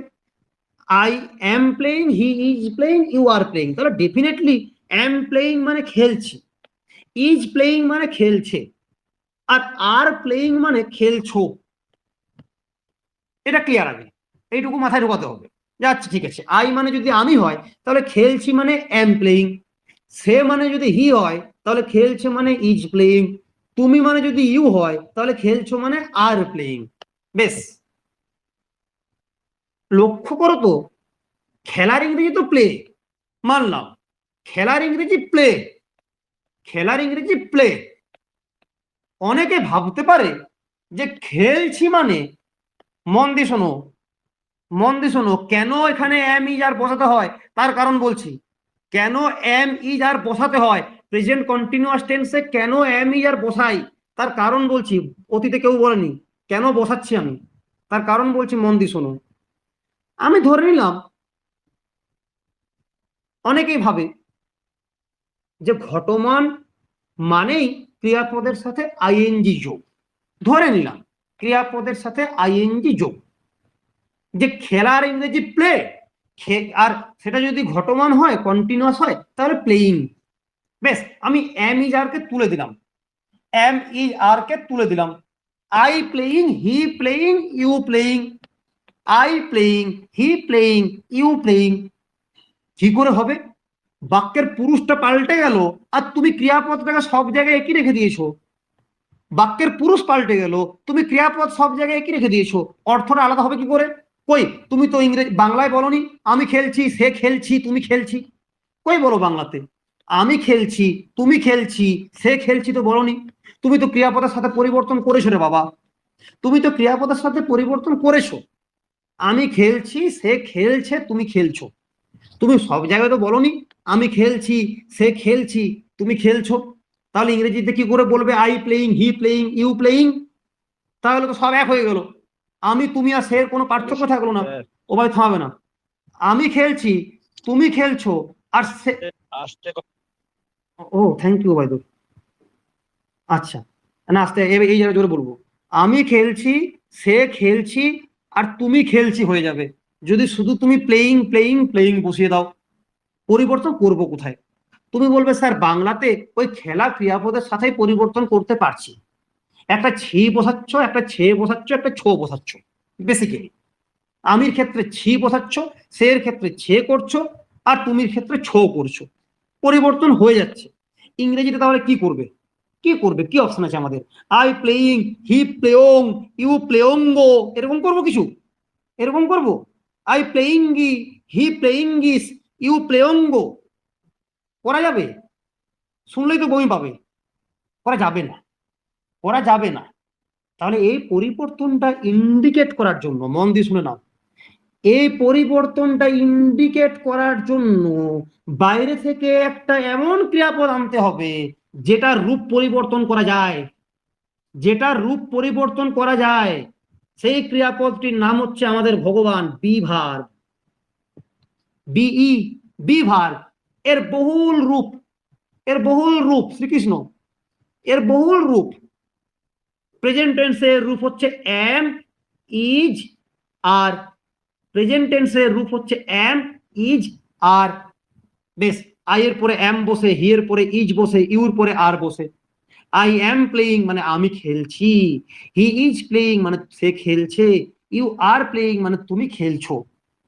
দ্বিতীয় প্রশ্ন, এতক্ষণ ক্লিয়ার হলো কেন বসাচ্ছি? পরিবর্তন আমরা ঘটাতে পারলাম, পুরুষ অনুযায়ী পরিবর্তন করতে পারলাম, এতক্ষণে তফাৎ এলো। তাহলে এম ইজ আর, এটা তো অক্সিলারি ভার্ব, এদের নাম আছে auxiliary verb, A U X I L I A R Y, auxiliary verb, সাহায্যকারী ক্রিয়াপদ। এদের কাজই সাহায্য করা। যখন আমি অচল, আমাকে চলতে সাহায্য করবে, তো সাহায্য করলো, এ অক্সিলারি ভার্ব। কিভাবে সাহায্য করছে? এ নিজের রূপ পাল্টাচ্ছে। আচ্ছা, মূল ক্রিয়াপদ তো প্লে, কিন্তু তার যে রূপটা আছে না সেটা অপরিবর্তিত, প্লেইং প্লেইং প্লেইং সব জায়গাতেই। আমার দ্বিতীয় প্রশ্নটা এখানেই, যার রূপ পরিবর্তিত হয় সেটা সমাপিকা ক্রিয়া, যার রূপ পরিবর্তিত হয় না সেটা অসমাপিকা ক্রিয়া, তাই কি নয়? পুরুষ অনুযায়ী বা কাল অনুযায়ী যে ক্রিয়াপদের রূপ পাল্টায় সেটা হচ্ছে সমাপিকা ক্রিয়া, যার রূপ পাল্টায় না সেটা অসমাপিকা ক্রিয়া। এই জায়গায় আমি দুটো ক্রিয়াপদ পেলাম, একটা হচ্ছে এম ইজ আর, এই ধরনের ক্রিয়াপদ, বি ভার্বের রূপ, এর রূপ পাল্টে পাল্টে বসেছে, আর একটা প্লেইং, এর রূপ কিন্তু সব জায়গায় একই। তাহলে ডেফিনেটলি এই এম ইজ এবং আর, এরা হচ্ছে এখানে ফাইনাইট, এরা হচ্ছে এখানে ফাইনাইট সমাপিকা অংশ, আর প্লেইং এ হচ্ছে কিন্তু অসমাপিকা অংশ, অসমাপিকা অংশ। মন দিয়ে শোনো, আমি কিন্তু বলছি না সমাপিকা ভার্ব আর অসমাপিকা ক্রিয়াপদ, তা বলছি না। আমি বলছি সমাপিকা অংশ আর অসমাপিকা অংশ। এটা ইংরেজির একটি বিশেষ জায়গা। ইংরেজিতে বিভিন্ন জায়গায়, বিভিন্ন জায়গায় একটা ফাইনাইট এবং একটা নন ফাইনাইট, একটা ফাইনাইট এবং একটা নন ফাইনাইট এলিমেন্ট যুক্ত হয়ে টোটালটা মিলে একটা ফাইনাইট ভার্ব তৈরি করে। মন দিয়ে শোনো, ইংরেজিতে বিভিন্ন জায়গায় একটা ফাইনাইট এলিমেন্ট এবং একটা নন ফাইনাইট এলিমেন্ট যুক্ত হয়ে আলটিমেটলি একটা ফাইনাইট ভার্ব তৈরি করে। তাহলে অ্যাম প্লেইং পুরোটা মিলে হচ্ছে আমাদের ফাইনাইট ভার্বটা, এই খেলছি। ইজ প্লেইং পুরোটা মিলে খেলছে। আর প্লেইং পুরোটা মিলে খেলছো। কিন্তু যদি জিজ্ঞেস করে যে এই সেন্টেন্স গুলোতে কোনটা ফাইনাইট এলিমেন্ট, কোনটা ফাইনাইট এলিমেন্ট, তাহলে কিন্তু সাহায্যকারী ক্রিয়াপদ যেগুলো তারা হচ্ছে ফাইনাইট এলিমেন্ট, কারণ তাদের কোনো তাদের চেহারার পরিবর্তন হচ্ছে, সে কোথাও অ্যাম, কোথাও ইজ, কোথাও আর, কিন্তু প্লেইং এই থাকছে। এটা হচ্ছে আমাদের নন ফাইনাইট এলিমেন্ট। বোঝা গেল? এই জায়গা থেকে মনে রাখার বিষয় একটা, আমি কেন অ্যাম ইজ আর বসাই প্রেজেন্ট কন্টিনিউয়াস টেন্সে, কি কারণে আমি অ্যাম ইজ আর বসাই, তার কারণ হচ্ছে শুধুমাত্র প্লেইং দিয়ে পুরুষ ভেদে বাক্যের অর্থগত পরিবর্তনটা ঘটানো সম্ভব নয়। I playing, he playing, you playing বলে দিলে সব ক্ষেত্রে তো এক হয়ে যাচ্ছে। তাহলে বাংলায় আমি খেলছি, সে খেলছি আর তুমি খেলছি হয়ে যায়, সেটা তো নয়, পরিবর্তন করতে হবে। আবার পরিবর্তনটা প্লেইং এর সাথে করাও সম্ভব নয়, শুনলে বমি পেয়ে যাবে। আই প্লেইং গি, you playing go, he playing গিস, এরকম তো কিছু হবে না। পরিবর্তন করার জন্য কাজটা কে করবে? বাইরে থেকে একটা ক্রিয়াপদ এসে পর করবে। সেই ক্রিয়াপদটা কে? না বি ভার্ব। বেশ, সেই কারণে I am playing, he is playing, you are playing. বোঝা গেল? তাহলে বাংলা বাক্যটাতে যত সহজে আমি ফাইনাইট ভার্ব খুঁজে পেলাম, খেলছি, ইংরেজিতে কিন্তু তা নয়, অতটা সহজে সব জায়গায় পাবো না, সব জায়গায় পাবো না। আচ্ছা, তোমরা প্রশ্ন করবে যে শুধুমাত্র তো পুরুষ ভেদে নয়, শুধুমাত্র তো পুরুষ ভেদে নয়, কাল ভেদেও তো হয়, চেহারা তো কাল ভেদেও পরিবর্তন হয়। আচ্ছা হোক, দেখা যাক কি করব। তাহলে আমি অতীতকাল করে দিলাম, অতীতকাল করে দিলাম, কি হবে? আই ড্যাশ প্লেইং, প্লেইং তো প্লেইং এ থাকবে, এ তো নড়বে না, কারণ এর নন ফাইনাইট এলিমেন্ট, এর কোনো পরিবর্তন হবে না। হি ড্যাশ প্লেইং আর ইউ ড্যাশ প্লেইং, কি পরিবর্তন করব? প্রেজেন্ট কন্টিনিউয়াস টেন্সে সাধারণ ঘটমান বর্তমান কালে আই অ্যাম প্লেইং হচ্ছিল, আমি তার কাল পাল্টালাম, তার কালটাকে চেঞ্জ করলাম, সেটাকে অতীতকালে নিয়ে গেলাম, আর কি অ্যাম বসাবো? তাহলে অতীতকালের সাথে বর্তমান কালের কি পার্থক্য থাকবে? আমাকে তো চেঞ্জ করতে হবে। কি করব? I was playing, I was playing. আচ্ছা, হি ইজ প্লেইং ছিল, আমি কি এখানেও হি ইজ প্লেইং করে দেব? আমি কি এখানেও হি ইজ প্লেইং করে দেব? তাহলে তো অর্থ সেই ঘটমান বর্তমান হয়ে যাবে। কি করব? হি ওয়াজ প্লেইং। আচ্ছা, ইউ আর প্লেইং ছিল, এখানেও কি ইউ আর প্লেইং করব? না, কাল পাল্টে গেছে, অতীতকাল, কি করে বোঝাবো? You were playing. ব্যাস, তাহলে বি ভার্বের যেটাকে আমি নিয়ে আসছি, আসলে ওয়াজ ওয়ের নিয়ে আসছি না, নিয়ে আসছি বি ভার্ব, তার রূপটা যেখানে যেরকম হওয়ার সেরকম বোঝাচ্ছি। ব্যাস, অতীতকালে দুটো রূপ, এক হচ্ছে ওয়াজ আর এক হচ্ছে ওয়ের, WERE। তুমি বলবে আই এর পরও ওয়াজ, হি এর পরও ওয়াজ। হ্যাঁ হয়, তো হলে কি করবে? হলে হবে, তুমি তো আই ওয়াজ বলছো আর হি ওয়াজ বলছো, অসুবিধা কি আছে? তখন তো সাবজেক্ট পাল্টে দিচ্ছ, আই আর হি হয়ে যাচ্ছে। হয়, এটুকু তোমাকে মাথায় রাখতে হবে, সব জায়গাতে সব সময় ডিফারেন্স থাকবে, এরকম ল্যাঙ্গুয়েজে রাখেনি যখন, তখন রাখেনি, দুটিই রেখেছে অতীতকালের জন্য, ওয়াজ এবং were. So I was, he was, you were. কিন্তু আমি এটা দেখাতে পারলাম যে কিভাবে কাল অনুযায়ীও চেহারা যেটা পাল্টাচ্ছে সেটা কিন্তু শুধুমাত্র এই অক্সিলারি ভার্বটারই পাল্টাচ্ছে, প্লেইং এর বদলাচ্ছে না। বাংলায় কি করতাম? আমি খেলছিলাম, সে খেলছিল, তুমি খেলছিলে, ওই খেলা ক্রিয়াপদটার সাথেই ছিল, ছিলে, ছিল, হ্যাঁ, ছিলাম, এই সব যোগ করেই আমি সমস্ত কাজটা করতে পারছি। ইংরেজিতে প্লেইং এর সাথে সেটা করার উপায় আমার নেই, আমাকে করার জন্য একটা অক্সিলারি ভার্ব নিয়ে আসতে হচ্ছে, চেহারা তার পাল্টাচ্ছে, তাহলে সেটা গেল আমাদের সেটা গেল আমাদের ফাইনাইট এলিমেন্ট। আর প্লেইং যেহেতু সবসময় প্লেইং থাকছে, এটা হচ্ছে আমাদের non finite element.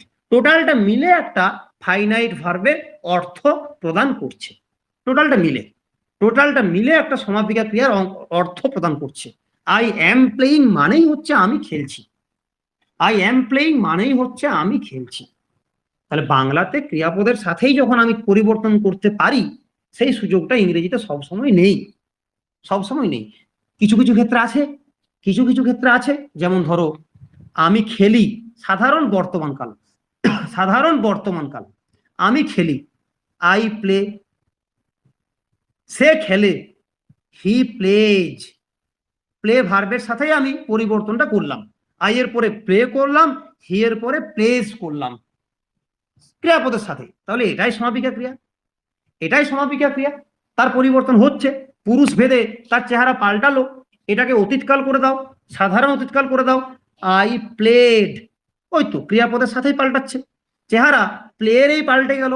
I played, he played, he played, পাল্টে গেল। ছিল প্লেজ, হলো প্লেড, ছিল প্লে, হলো প্লেড। প্লে ক্রিয়াপদের সাথেই আমি অর্থটা পাল্টানোর জন্য একটা ইডি যোগ করে কাজটা করতে পারলাম। তার চেহারা পাল্টে দিলাম, অর্থ বদলে গেল, চেহারা পাল্টে দিলাম, অর্থ বদলে গেল। তো এখানে পারলাম মূল ক্রিয়াপদটাকেই আমি ভিন্ন রূপ দিতে পারলাম, তাহলে অন্য একটা অর্থ এলো। সাধারণ বর্তমানকাল, সাধারণ অতীতকালে এই কাজটা করা সম্ভব। কিন্তু যখনই আমি ক্রিয়ার প্রকারটা পাল্টে দেবো, ঘটমান বর্তমান, ঘটমান অতীত, পুরাঘটিত বর্তমান, পুরাঘটিত অতীত, তখন সেই উপায় আমাদের ইংরেজিতে নেই যে শুধুমাত্র মূল ক্রিয়াপদটাকে নিয়েই ক্যারিকেচার করলে কাজটা হবে। সেই সুযোগ আমাদের কাছে ইংরেজিতে নেই, বাংলাতে আছে। বাংলাতে সেই সুযোগ আছে। আমি খেয়েছি, তুমি খেয়েছো, সে খেয়েছে, মূল ক্রিয়াপদ খাওয়া, তার সাথে আমি এটা ওটা যোগ করে চেহারা পাল্টাতে পারছি, বিভিন্ন প্রত্যয় যোগ করে পাচ্ছি। ইংরেজিতে পারি না, ইংরেজিতে মূল ক্রিয়াপদটাকে পাল্টানোর উপায় নেই। তাহলে কিভাবে পাল্টাবো? কি উপায় আছে আমার কাছে পাল্টানোর জন্য? পাল্টাতে হবে, ক্রিয়াপদের কিছু না কিছু পরিবর্তন তো ডেফিনেটলি করতে হবে, নয়তো আমি বুঝবো কি করে আমি খেয়েছি আর সে খেয়েছে আলাদা জিনিস? এই পরিবর্তনটা ঘটাতে সক্ষম একটা অক্সিলারি ভার্ব, একটা অক্সিলারি ভার্ব। সে তখন সেন্টেন্সের মধ্যে ফাইনাইট এলিমেন্টের কাজটা করে, সমাপিকা অংশের কাজটা করে, নিজের চেহারার পরিবর্তন করে। Got it? এতটা পর্যন্ত কে একটুও বোঝনি এটা আমাকে বলো, কে একটুও বোঝনি সেটা আমাকে বলো, যে এতটা পর্যন্ত কে একটুও বোঝনি। বলছি ওই আই এম প্লেইং, ওখানে যে প্লেইং গুলো বলছেন নন ফাইনাইট এলিমেন্ট, তার কারণ হচ্ছে ওই তার চেহারা পরিবর্তন হয়নি। এখানে থাকছে না সেটা। তার তার কারণ হচ্ছে তুমি বাক্যটাকে যে কালেই নিয়ে যাও, বাক্যের মধ্যে যে পুরুষেই বসাও না কেন, ওটা একটা ক্রিয়াপদ হলেও তার চেহারার কোনো পরিবর্তন হয় না। সেই যদি ফাইনাইট এলিমেন্টই হতো, তাহলে তো পুরুষ ভেদে বা কাল ভেদে তার চেহারা পাল্টাতো মৌসুমী। সে যদি ফাইনাইট হতো, সে যদি সমাপিকা অংশ হতো, তাহলে তার তো রূপ পাল্টাতো। কিন্তু আমি কি তার রূপ পাল্টাতে পারছি? পারছি না। আমি স্যার দিয়ে পাল্টাতাম। আমাকে রূপ পাল্টানোর জন্য বাইরে থেকে একটা ভার্ব নিয়ে আসতে হচ্ছে, যেটা নিয়ে আসছি সেটা হচ্ছে ফাইনাইট এলিমেন্ট, সেটা হচ্ছে ফাইনাইট এলিমেন্ট, ঠিক আছে? কিন্তু বাক্যের যেটা মূল ভার্ব, প্লে থেকে প্লেইং যেটা আসছে, এই প্লেইং কি কোথাও পাল্টাচ্ছে? তুমি অতীতকাল করো, বলবে আই ওয়াজ প্লেইং। তুমি ভবিষ্যৎকাল বলো, তুমি বলবে I shall be playing. Playing তো প্লেইং এ থাকবে, প্লেইং এর কোনো পরিবর্তন হবে না, প্লেইং এর কোনো পরিবর্তন হবে না। তাহলে এই পরিবর্তনটা করবো কি করে? না, একটা অক্সিলারি ভার্ব নিয়ে এসে, বি ভার্ব নিয়ে এসে এই পরিবর্তনটা করি। তো টোটকা হিসেবে লিখে রাখতে পারো এখানে একটা, যে ঘটমান প্রকারে, ঘটমান প্রকারে বা কন্টিনিউয়াস যে অ্যাসপেক্ট, এটা বাংলায় যেটা প্রকার, ইংরেজি সেটাকে বলা হয় অ্যাসপেক্ট। ওগুলো টেন্সে আমরা পড়বো। যাই হোক, যখনই কোনো ঘটমান প্রকার বলবো না, ঘটমান প্রকার, সেই জায়গাতে আমাকে বি ভার্ব নিয়ে আসতে হয়। কন্টিনিউয়াসে, কন্টিনিউয়াস টেন্স করতে গেলে আমাকে বি ভার্ব নিয়ে আসতে হয় কন্টিনিউয়াস টেন্সে। উল্টো দিকে পারফেক্ট টেন্স করতে গেলে, মানে পুরা ঘটিত প্রকারে, আমাকে হ্যাভ ভার্ব নিয়ে আসতে হয়। এই দুটো অক্সিলারি ভার্ব, বি এবং হ্যাভ, বি এবং হ্যাভ, বি এবং হ্যাভ, এই দুটো আমাদের কাছে আছে অক্সিলারি ভার্ব। এর বাইরে অনেক অক্সিলারি ভার্ব আছে, তাদের নিজস্ব কাজ আছে। টেন্সের দুনিয়ায় দুটো ইম্পর্টেন্ট অক্সিলারি ভার্ব আছে, এক হচ্ছে বি আর এক হচ্ছে হ্যাভ। বি ভার্বটাকে নিয়ে আসা হয় কন্টিনিউয়াস টেন্সে বা ঘটমান কালে, কন্টিনিউয়াস টেন্সে, আর হ্যাভ ভার্বটাকে নিয়ে আসতে হয় পুরা ঘটিত কালে, যেটা পারফেক্ট, সে প্রেজেন্ট পারফেক্ট হোক, পাস্ট পারফেক্ট হোক, ফিউচার পারফেক্ট হোক, সেখানে আমি হ্যাভ ভার্বকে নিয়ে আসবো এবং তার চেহারা পাল্টায়। যেমন আই এর পরে হ্যাভ হয়, কিন্তু হি এর পরে হ্যাজ হয়। ঠিক আছে, ত্রিদীপ কিছু বলবে? স্যার, হ্যাঁ দাদা, রেগুলার ভার্বের বাংলাটা কি? জানি না, কোনো বাংলা মনে হয় নেই। মানে ওটার বাংলায় ব্যবহার নেই, তাই তো? না না না না, বোধহয় বাংলায় ব্যবহার নেই, বোধহয় বাংলায় ব্যবহার নেই ত্রিদীপ। আমি বাংলা ব্যাকরণে তো এইরকম রেগুলার ভার্বের জন্য আলাদা করে কিছু পড়িনি, আমার মনে নেই, আমার মনে নেই, আমি জানি না আসলে। তাহলে আমি একটু আপাতত সামারাইজ করি, একটু সামারাইজ করি, ছোটখাটো করে জিনিসগুলোকে বলে বলে যাই আমরা এখন পর্যন্ত কি শিখলাম। একটা 15 মিনিটের ক্লাস আমরা এতক্ষণ করলাম, 15 মিনিটের ক্লাস করলাম বা তার থেকেও কম ক্লাস করলাম। কি হবে নিরঞ্জন, কিছু বলবে? বলো বলো বলো বলো নিরঞ্জন বলো। বলছি যে আমরা এটা কি করলাম, যে ফাইনাইট এলিমেন্ট আর নন ফাইনাইট এলিমেন্ট নিয়ে ফাইনাইট ভার্ব হচ্ছে। ফাইনাইট এলিমেন্ট এবং নন ফাইনাইট এলিমেন্ট নিয়ে একটা ফাইনাইট ভার্বের অর্থটা প্রকাশ করছে, এটা বলবে। অর্থ প্রকাশ হচ্ছে। হ্যাঁ হ্যাঁ, কারণ পুরোটা মিলে তো একটা ভার্ব নয়। আমরা ধরো নিরঞ্জন এক সেকেন্ড থামাই, এক দুই তুমি আবার বলবে। অ্যাম এবং প্লেইং এই দুটো আলাদা আলাদা ভার্ব নিরঞ্জন, একটা বি ভার্ব, একটা প্লে ভার্ব। মন দিয়ে শোনো, দুটো আলাদা, তাহলে এই দুটোকে তো আমি একসাথে একটা ভার্ব বলতে পারি না। আমি বলছি একটা ফাইনাইট এলিমেন্ট এবং একটা নন ফাইনাইট এলিমেন্ট দুটো মিলে আসলে একটা ফাইনাইট ভার্বের অর্থ প্রদান করছে। ঠিক আছে, যেমন আমি খেলছি, খেলছি কথাটা তোর সমাপিকা ক্রিয়া বাংলাতে, কিন্তু এই পুরো সমাপিকা ক্রিয়ার অর্থটা আনার জন্য ইংরেজিতে অ্যাম প্লেইং এটা বলতে হচ্ছে, সে খেলছে বলার জন্য ইজ প্লেইং বলতে হচ্ছে। এখন চেহারা পাল্টাচ্ছে অ্যাম ইজ আর এর, প্লেইং তো প্লেইংই থাকছে। তাহলে একটা সমাপিকা অংশ এবং একটা অসমাপিকা অংশ ইংরেজিতে, বাংলায় নয়, ইংরেজিতে একটা ফাইনাইট এলিমেন্ট এবং একটা নন ফাইনাইট এলিমেন্ট একসাথে হয়ে পর একটা সমাপিকা ক্রিয়ার অর্থ প্রদান করছে। ঠিক আছে, অর্থটা প্রদান করছে এটা দুটো মিলে, কিন্তু আমরা যদি বলি যে তাহলে সমাপিকা ক্রিয়া যেটা ইংরেজিতে, তাহলে শুধু ওয়াজটা বলবো। হ্যাঁ, যদি বলে এর মধ্যে ফাইনাইট ভার্ব কোনটা, বলবে না, এটা ফাইনাইট ভার্ব বলবে না, বলবে ফাইনাইট এলিমেন্ট কোনটা।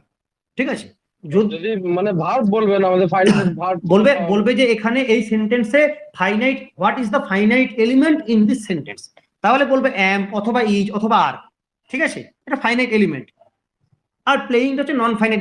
এবার যদি তোমাকে বলে দেয় যে ফাইনাইট ভার্ব কোনটা, তাহলেও বলবে অ্যাম, কারণ তারই চেহারা পাল্টাচ্ছে। ঠিক আছে, ওটাই জানা। আচ্ছা আচ্ছা, ওটা কোথায় পড়াতে গিয়ে আমার মুখ ফসকে এরকমও বেরিয়ে গেছে যে এই পুরোটা মিলে ফাইনাইট ভার্ব, না ফাইনাইট ভার্ব নয়, পুরোটা মিলে একটা ফাইনাইট ভার্বের অর্থ প্রদান করছে। অর্থ প্রকাশ, কারণ তুমি তো মাতৃভাষা ইংরেজিটা পড়ছো, তুমি মাতৃভাষা ইংরেজি পড়ছো। যে বাংলায় খেলছিটা হচ্ছে ওটা আমরা সমাপিকা ক্রিয়া, কারণ একদম, আর এইখানে প্লেইংটা আমরা সমাপিকা বলতে পারছি না। একদম পারবে না তো, কারণ তোমার তো বাংলায় খেলা ক্রিয়াপদটার রূপ পাল্টাচ্ছে, ইংরেজি কি প্লেইং এর রূপ পাল্টাচ্ছে না, তাই নয় কি? বেশ, তো এটা একটা ফাইনাইট এলিমেন্ট এবং নন ফাইনাইট এলিমেন্ট দুটো মিলে বাংলায় যেটা সমাপিকা ক্রিয়া তার অর্থটা দিচ্ছে। ওকে, ঠিক আছে ঠিক আছে, একটু মিউট করো না। আর কেউ এখন আপাতত প্রশ্ন করো না, আমি একটু রিপিট করি, জায়গাটা একটু রিপিট করি, মন দিয়ে শোনো। ক্রিয়াপদ পড়তে গিয়ে আমরা প্রথম থেকে কি কি শিখলাম, 10 মিনিটের ক্লাস করেছি আমরা এতক্ষণ ধরে। প্রথমে বলেছি ক্রিয়াপদ সেন্টেন্সের সবকিছু, আমি বলছি সবকিছু, কারণ আমি কি চাই, কি করতে চাই, কি করেছি, কি করব, তুমি কি করবে, তোমাকে দিয়ে কি করাতে চাই, এই তো ভাষা, এই নিয়েই আমাদের ল্যাঙ্গুয়েজ, এর বাইরে কিছু নয়। সেই অংশটা কার দ্বারা প্রকাশিত হয় না, ভার্বের দ্বারা প্রকাশিত হয়। কোনো কাজ ঘটা, হওয়া, সম্পাদিত হওয়া, সে নিজে নিজেও হতে পারে, কোনো কাজ নিজে নিজেও সম্পাদিত হতে পারে। হওয়া বলতে নিজে নিজে সম্পাদিত হওয়া, এই কাজ যে করতে পারছে সেটাই হচ্ছে ক্রিয়াপদ। ব্যাস, ক্রিয়াপদ সেন্টেন্সের কোর, ওটাই মেন। সেন্টেন্সের যেটা প্রেডিকেট অংশ, যেটা বিধেয় অংশ, তার মূল জায়গায় সিংহাসনে বসে আছে কে, রুটে কে বসে আছে না, ক্রিয়াপদ, ভার্ব। বেশ, এটুকু করেছিলাম। এরপর কর্ম ধারণ করা না করার উপরে ভিত্তি করে ক্রিয়াপদ দু রকমের বললাম, সকর্মক ক্রিয়া এবং অকর্মক ক্রিয়া। কর্ম ধারণ করা বলতে কি বোঝায়, ক্রিয়ার কাজটা যার উপরে সম্পাদিত হচ্ছে সেটাই কর্ম, ক্রিয়ার কর্ম আর কিছু নয়। ক্রিয়ার কর্ম আর কিছু নয়, খাওয়ার কাজটা আমার উপরে সম্পাদিত হচ্ছে না, ভাতের উপরে সম্পাদিত হচ্ছে। আমি ভাত খাই, খাওয়ার কাজটা করছি আমি, সম্পাদন করছি আমি, কিন্তু সম্পাদিত হচ্ছে কাকে ঘিরে, কার উপরে? না ভাতের উপরে, ভাতের উপরে। সব ভাত হচ্ছে এখানে কর্ম। কিছু কিছু ক্রিয়াপদ আছে যারা সম্পাদিত হওয়ার জন্য এরকম কিছু একটা জিনিস দরকার, যার উপরে সেই কাজটা হবে।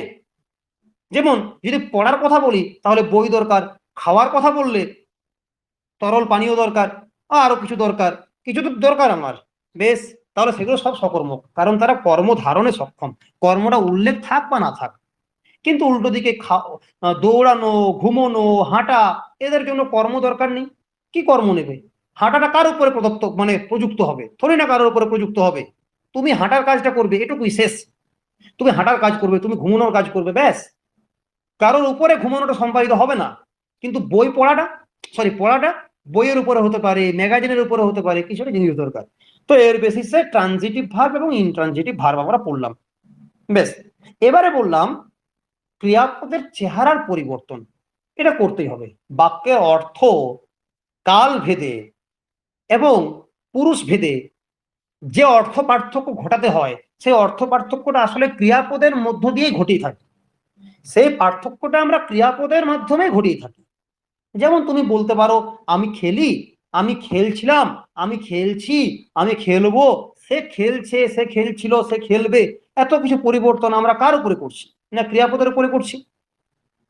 এবারে এই পরিবর্তনগুলো ঘটানোর জন্য ইংরেজিতেও আমায় কাজ করতে হয়, ইংরেজিতেও আমায় কাজ করতে হয়। ক্রিয়াপদের চেহারার বিভিন্ন রকম রূপ আছে, V1, V2, V3 এই ধরনের রূপ আছে। সেই রূপগুলো কি হবে না হবে সেটা ডিসাইড হয় দুভাবে। এক হচ্ছে রেগুলার বেসিসে, এক হচ্ছে ইররেগুলার বেসিসে। রেগুলার বেসিসটা কি? কোনো কি সূত্র, যে সূত্রের বলে দিলে আমি যে কোনো ভাবকে বলে দেবো যে সেটা রেগুলার না ইররেগুলার? না, তা নয়। তোমার পড়তে হবে, জানতে হবে যে কোন কোন ভাবগুলো রেগুলার, কোনগুলো ইররেগুলার। তো পড়তে পড়তে ধারণা তৈরি হয়ে যায়। তুমি আমাকে যে কোনো ভাব বলো, আমি বলে দিতে পারবো যে সেটা রেগুলার না ইররেগুলার। পড়তে হবে, এর অন্য কোনো বিকল্প নেই। যেমন প্লে, স্টে, লিভ, এগুলো কি হবে? রেগুলার ভার্ব, কারণ তার V2, V3 ভার্বের যে দুটো রূপ, সেই রূপগুলো পরিবর্তন হচ্ছে কিভাবে? না ডি বা ইডি যোগ করে। সব প্লে থেকে প্লেড আর প্লেড, স্টে থেকে স্টেড আর স্টেড, লিভ থেকে লিভড, লিভড, ইত্যাদি ইত্যাদি। এরকম হাজার হাজার আছে। এর রেগুলার ভার্বের সংখ্যা সবচেয়ে বেশি। কিছু কিছু এমন ভার্বও আছে যারা ডি বা ইডি যোগে হয় না, নির্দিষ্ট কোনো নিয়মও মানে না। যেমন সি, ব্রেক, গিভ, টেক প্রভৃতি। এদের V2 কি হয়, V3 কি হয় তোমাদের পড়তে হবে। এই জায়গায় বলেছিলাম V2 হচ্ছে পাস্ট ফর্ম। যেমন আমি পড়লাম বা আমি দেখলাম, আই স, আমি দেখলাম, সাধারণ অতীতকাল। আমি ভাঙলাম, আই ব্রোক। সে দিল, হি গেভ। আমি দিলাম বা আমি নিলাম, আই টুক। এই যে V2 সাধারণ অতীতকালের সেন্টেন্সে এই V2টা লাগে। বেশ, ঠিক আছে, লাগুক। এবার আমি আর একটা দেখলাম, সেটা হচ্ছে পাস্ট পার্টিসিপেল, যেটা ইররেগুলার ভার্বের ক্ষেত্রে দেখো আলাদা। ইররেগুলার ভার্বের ক্ষেত্রে পাস্ট পার্টিসিপেল এবং পাস্ট ফর্ম অর্থাৎ V2 আর V3 আলাদা। Broke, broken, gave, given, took, taken, ate, eaten. কিন্তু রেগুলার ভার্বের ক্ষেত্রে একই, played, played, stayed, stayed, live, lived, একই। সে হোক না যাই হোক, V3 বলেও একটা রূপ হয়। এটা কোথায় লাগবে? সাধারণ অতীতকালের সেন্টেন্সে পেয়ে গেলাম যে V2টা বসাবো, সাধারণ অতীতকালে V2 বসাবো। তাহলে V3 পাস্ট পার্টিসিপেল কোথায় বসাবো? বসে, কোথায় বসে? না পুরা ঘটিত অংশে। সে সাধারণ, সে বর্তমান হোক, অতীত হোক, ভবিষ্যৎ হোক, যাই হোক না কেন, যদি পুরা ঘটিত হয় তাহলে পাস্ট পার্টিসিপেল রূপটাকে নিয়ে আসতে হয়। কি রকম? যেমন ধরো আমি খেয়েছি, আমি খেয়েছি। আমি এটা বোঝার জন্য, মনে রাখার জন্য যে কথাটা বললাম সেটা ভীষণ ইম্পর্টেন্ট। যে আমি খেয়েছি, এই খাওয়ার কাজটা তো আগেই হয়েছে, যার ফলটা এখনো বর্তমান আছে, পুরা ঘটিত মানে আগেই ঘটেছে। যদিও এটা কালটা বর্তমান, কিন্তু এর মধ্যে একটা অতীতের ছাপ আছে। তো এখানে আমি কোন রূপটা বসাবো? তার জন্য একটা রূপ তৈরি করা আছে, সেটা পাস্ট পার্টিসিপেল। পাস্টটা নয় কিন্তু, পাস্ট পার্টিসিপেল, যেটা রেগুলার ভার্বের ক্ষেত্রে একই, দুটো চেহারা এক হয়, কিন্তু ইররেগুলার ভার্বের ক্ষেত্রে তো আলাদা। তাই গুলিয়ে ফেলে চলবে না, 3 নাম্বার ফর্মটা বসাবো। তাহলে আমি খেয়েছি মানে I have eaten, I have eaten. সে খেয়েছে, সে খেয়েছে কি হবে? সে খেয়েছে, he has eaten, he has eaten. আবার এক প্রশ্ন দাঁড়াচ্ছে, দেখো আই হ্যাভ ইটেন আর হি হ্যাজ ইটেন, চেহারা বদলালো কার? হ্যাভ ভার্বের চেহারা বদলালো, ইটেনের কিন্তু চেহারা বদলালো না। একই জিনিস, ইটেন ইটেনে আছে, I have eaten, he has eaten, Ram has eaten, I had eaten অতীতকালে, আই হ্যাড ইটেন, হ্যাভটা হ্যাড হয়ে যাচ্ছে, হি হ্যাড ইটেন, হ্যাজটা হ্যাড হয়ে যাচ্ছে, চেহারা বদলাচ্ছে হ্যাভ হ্যাজের, ইটেন সবসময় ইটেন থাকছে। তাহলে পুরাঘটিত অংশেও দেখতে পাচ্ছি ফাইনাইট ভার্বের বা সমাপিকা ক্রিয়ার অর্থ প্রদান করার জন্য আমাকে দুটো এলিমেন্ট লাগছে, একটা ফাইনাইট এলিমেন্ট, একটা নন ফাইনাইট এলিমেন্ট। হ্যাভ হ্যাজটা হচ্ছে ফাইনাইট এলিমেন্ট, ইটেনটা হচ্ছে নন ফাইনাইট এলিমেন্ট। পুরাঘটিত তো লাগছে, যেভাবে আমরা ঘটমানে দেখলাম সেরকম পুরাঘটিত দেখতে পাচ্ছি আমরা। চেহারা বদলাচ্ছে কার? না ফাইনাইট এলিমেন্টের। সেটা কি? না বাইরে থেকে নিয়ে আসা একটা অক্সিলারি ভার্ব। কারণ তুমি যদি ওই অক্সিলারি ভার্বকে না দাও তাহলে কি দাঁড়াবে? না I eaten, he eaten, you eaten, কিছুই তো বদলাবে না। তাহলে আমি খেয়েছি, সে খেয়েছি, তুমি খেয়েছি হয়ে যাবে, সেটা করা যাবে না। তাহলে খেয়েছি, খেয়েছে, খেয়েছো, এই পরিবর্তনটা দেখাবো কিভাবে? না বাইরে থেকে একটা ভার্ব নিয়ে এসো, সাহায্য করো, একটা ভার্ব দাও, হ্যাভ ভার্ব, আই এর পরে হ্যাভ বসে, হি এর পরে হ্যাজ বসে, ইটেন কিন্তু ইটেনে থাকছে, এটা নন ফাইনাইট এলিমেন্ট। যাই হোক না কেন, ফাইনাইট ভার্ব যার চেহারা বদলাচ্ছে, ফাইনাইট ভার্ব যে অর্থ দিতে পারছে, নন ফাইনাইট ভার্ব চেহারা কোনো দিক থেকে কিন্তু কোনোদিন বদলাবে না। এবার তুমি বলবে তাহলে স্যার আপনি তো বললেন ফাইনাইট ভার্বটা অর্থ দিতে পারে, অর্থ দিতে পারে, তাহলে আই এম এইটুকু কি অর্থ দিতে পারছে? না পারছে না, পারছে না। সেই কারণে তো বললাম যে এখানে এই দুটো এলিমেন্ট এরা পুরোটা মিলে অর্থ দিতে পারছে, শুধু ফাইনাইট এলিমেন্ট অর্থ দিতে পারে না। এক্সামিনার যদি কম জানা লোক হন তাহলে বলবেন যে এখানে ফাইনাইট ভার্ব কোনটা, তাহলে বলতে পারেন ফাইনাইট ভার্ব কোনটা। না, এমটা একা ফাইনাইট ভার্ব আসলে নয়, এটা একটা ফাইনাইট এলিমেন্ট, সে নন ফাইনাইটের সাথে যুক্ত হয়ে সে শুধু সাহায্য করতে এসেছে, পুরোটা মিলে অর্থ দিতে পারছে, এটা বোঝার জায়গা আছে একটু, ঠিক আছে? আই এম মানে আমি হই, সেটা তো বাক্যে বলছে না, বলছে আমি খেলছি। পুরো অর্থটা প্রদান করতে পারবে তখনই যদি এম এবং প্লেইং একসাথে হয়, তবে হচ্ছে আমি খেলছি। হি ইজ প্লেইং মানে সে খেলছে, ঠিক আছে? তো এই গেল আমাদের আজকের ক্লাস। আমরা নেক্সট দিন নন ফাইনাইট ভার্ব কত রকমের হয় সেই জায়গাতে যাব। আজকে আমার প্রশ্ন তোমাদের কাছে, যে কেউ আনমিউট করে বলতে পারো আজকের এইটুকু ক্লাসে তোমরা ক ধরনের নন ফাইনাইট ভার্ব দেখতে পেয়েছো এবং সেগুলো কি কি? চ্যাটে উত্তর দাও, আনমিউট করে নয়। আজকের এইটুকু ক্লাসে নন ফাইনাইট ভার্ব ক ধরনের তোমরা দেখতে পেয়েছো? স্পেসিফিক প্রশ্ন। নন ফাইনাইট ভার্ব আজকের ক্লাসে আমি বলে দিয়েছি, সেগুলো ক ধরনের তোমরা দেখতে পেয়েছো, কি কি?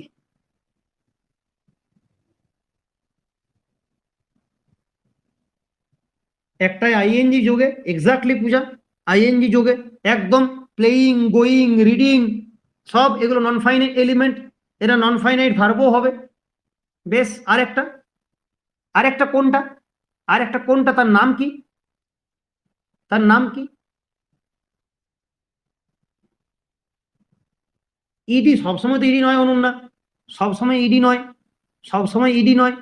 পাস্ট পার্টিসিপেল, এক্স্যাক্টলি পূজা, পাস্ট পার্টিসিপেল যেগুলো পড়লাম তারা সবাই কিন্তু নন ফাইনাইট এলিমেন্ট হিসেবেই কাজ করছে। একদম পাস্ট পার্টিসিপেল যেগুলো দেখলাম তারা সবাই কিন্তু নন ফাইনাইট এলিমেন্ট হিসেবেই কাজ করছে, তাদের চেহারা কোনোদিন পাল্টায় না। তাদের চেহারা তুমি সাবজেক্টে যাই বসাও না কেন, আই বসাও, হি বসাও, নরেন্দ্র মোদী বসাও, এমনকি ডোনাল্ড ট্রাম্পকে বসিয়ে লাদেনকে বসালেও পাল্টাবে না, ইটেনে থাকবে।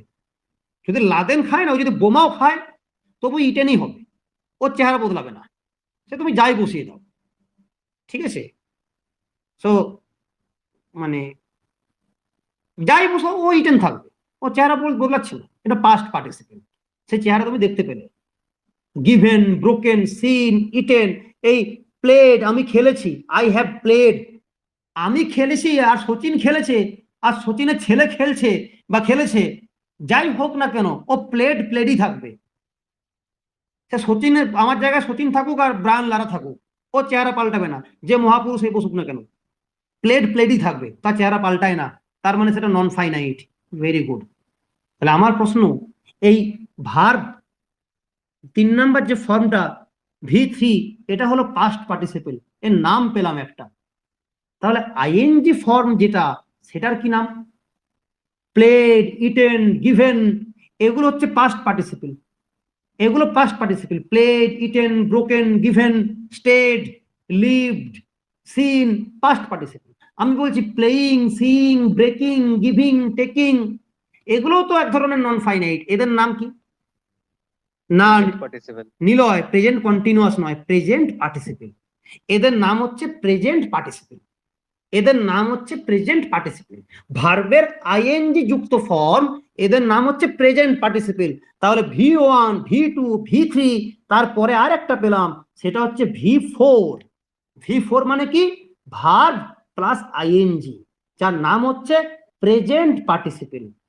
লিখে নাও আর একটা জায়গায় টোটকা স্টার দিয়ে লিখে নাও, স্টার মার্ক দিয়ে লিখে নাও। V4 ভার্বের 4 নাম্বার ফর্ম, সেটা কি না? Present participle. Present participle, present participle, এটা V4। এবং এটাও কিন্তু নন ফাইনাইট এলিমেন্ট, ওর চেহারা কখনো বদলায় না। এবারে এখানে যে টোটকাটা লেখাবো আমরা, লেখো V4 বা প্রেজেন্ট পার্টিসিপলে, V4 বা প্রেজেন্ট পার্টিসিপলে প্রেজেন্ট কথাটি আছে মানে এই নয়, প্রেজেন্ট কথাটি আছে মানে এই নয় যে তারা শুধু প্রেজেন্ট টেন্সেই বসে, তারা শুধু প্রেজেন্ট টেন্সেই বসে, তা নয়। প্রেজেন্ট নাম আছে মানে এই নয় যে তারা শুধু প্রেজেন্ট টেন্সেই বসে, তা নয়। তার মানে এই নয় যে তারা শুধু প্রেজেন্ট টেন্সেই বসে। প্রেজেন্ট হোক, পাস্ট হোক, ফিউচার হোক, যে কোনো টেন্সেই ঘটমান বোঝাতে, যে কোনো টেন্সেই ঘটমান বোঝাতে, যে কোনো টেন্সেই ঘটমান বোঝাতে বা কন্টিনিউয়াস বোঝাতে প্রেজেন্ট পার্টিসিপল ব্যবহৃত হয়। যে কোনো টেন্সেই ঘটমান বোঝাতে প্রেজেন্ট পার্টিসিপল ব্যবহৃত হয়। এবারে প্রশ্ন আসবে, এ বাবা আমি পাস্ট টেন্সে বসাবো আর তার নাম রাখবো প্রেজেন্ট পার্টিসিপল, কি করে হয় এটা? কি করে হয়? আচ্ছা, I was playing, I was playing, আমি খেলছিলাম। আই ওয়াজ প্লেইং, আমি খেলছিলাম। এর মধ্যে বর্তমানের কি ছাপ আছে? এর মধ্যে বর্তমানের কি ছাপ আছে? সেটা বুঝতে পারলেই তুমি বুঝবে যে এই প্লেইং এর আইএনজি যুক্ত ফর্মে প্রেজেন্ট কথাটা কেন উল্লেখ করা আছে। দেখো, ভাবো, যে সময়ে তুমি খেলছিলে সেই মুহূর্তটার কথা বলা হচ্ছে। ওই মুহূর্তে তুমি সত্যি সত্যিই খেলছিলে, খেলার কাজটা হচ্ছিল, সেই সময় সেটা বর্তমানে ঘটছিল। ওই সময়ের বর্তমানে সেই কাজটা কিন্তু তখনই ঘটছিল। ঘটমান মানেই হচ্ছে তার মধ্যে একটা বর্তমানের ছাপ আছে। বর্তমান মানে কি এই মুহূর্তে না, অতীতকালেও তো সেটা একটা বর্তমান ছিল, যে সময়ে কাজটা ঘটছিল, যে সময়ে ওই কাজটা ঘটছিল, সেই মুহূর্তে কাজটা ঘটছিল, বা ভবিষ্যতে কোনো একটা মুহূর্তে কাজটা ঘটবে, একদম স্পেসিফিক একটা বর্তমান। ওই কাজ তখনই ঘটবে, ওই মুহূর্তেই ঘটবে, বা ওই মুহূর্তেই ঘটেছিল, বা ঘটছিল, বা ঘটতে থাকবে, বা এখন ঘটছে। প্রেজেন্ট টেন্স হলে তো বুঝতে কোনো সমস্যা নেই। কিন্তু অতীতকালেও তো একটা মুহূর্ত পেরিয়েছে, যে মুহূর্তে ওই খেলাটাই সত্য ছিল, তুমি সেই মুহূর্তে খেলছিলে, খেলার কাজটা তখন তুমি করছিলে। এইটুকু, এই জাস্ট এই যে একটা প্রেজেন্টের ছাপ, এইটুকুর জন্য এর নাম প্রেজেন্ট পার্টিসিপল দেওয়া আছে। সে পাস্ট টেন্সে হোক, প্রেজেন্ট টেন্সে হোক, বা ভবিষ্যৎকালে হোক, যে কোনো কন্টিনিউয়াস যদি পাও, যে কোনো কন্টিনিউয়াস ঘটমান যদি পাও, তাহলে আইএনজি বাদ দিয়ে রেহাই নেই, তোমাকে আইএনজি ফর্ম বসাতে হবে। কিন্তু ওই যে বললাম, শুধু আইএনজি ফর্ম বসিয়ে তো অর্থ পরিপূর্ণ করা যাবে না। I playing, we playing, he playing দিয়ে তো সব কাজ হয় না। কি করে তুমি কালের পরিবর্তন ঘটাবে?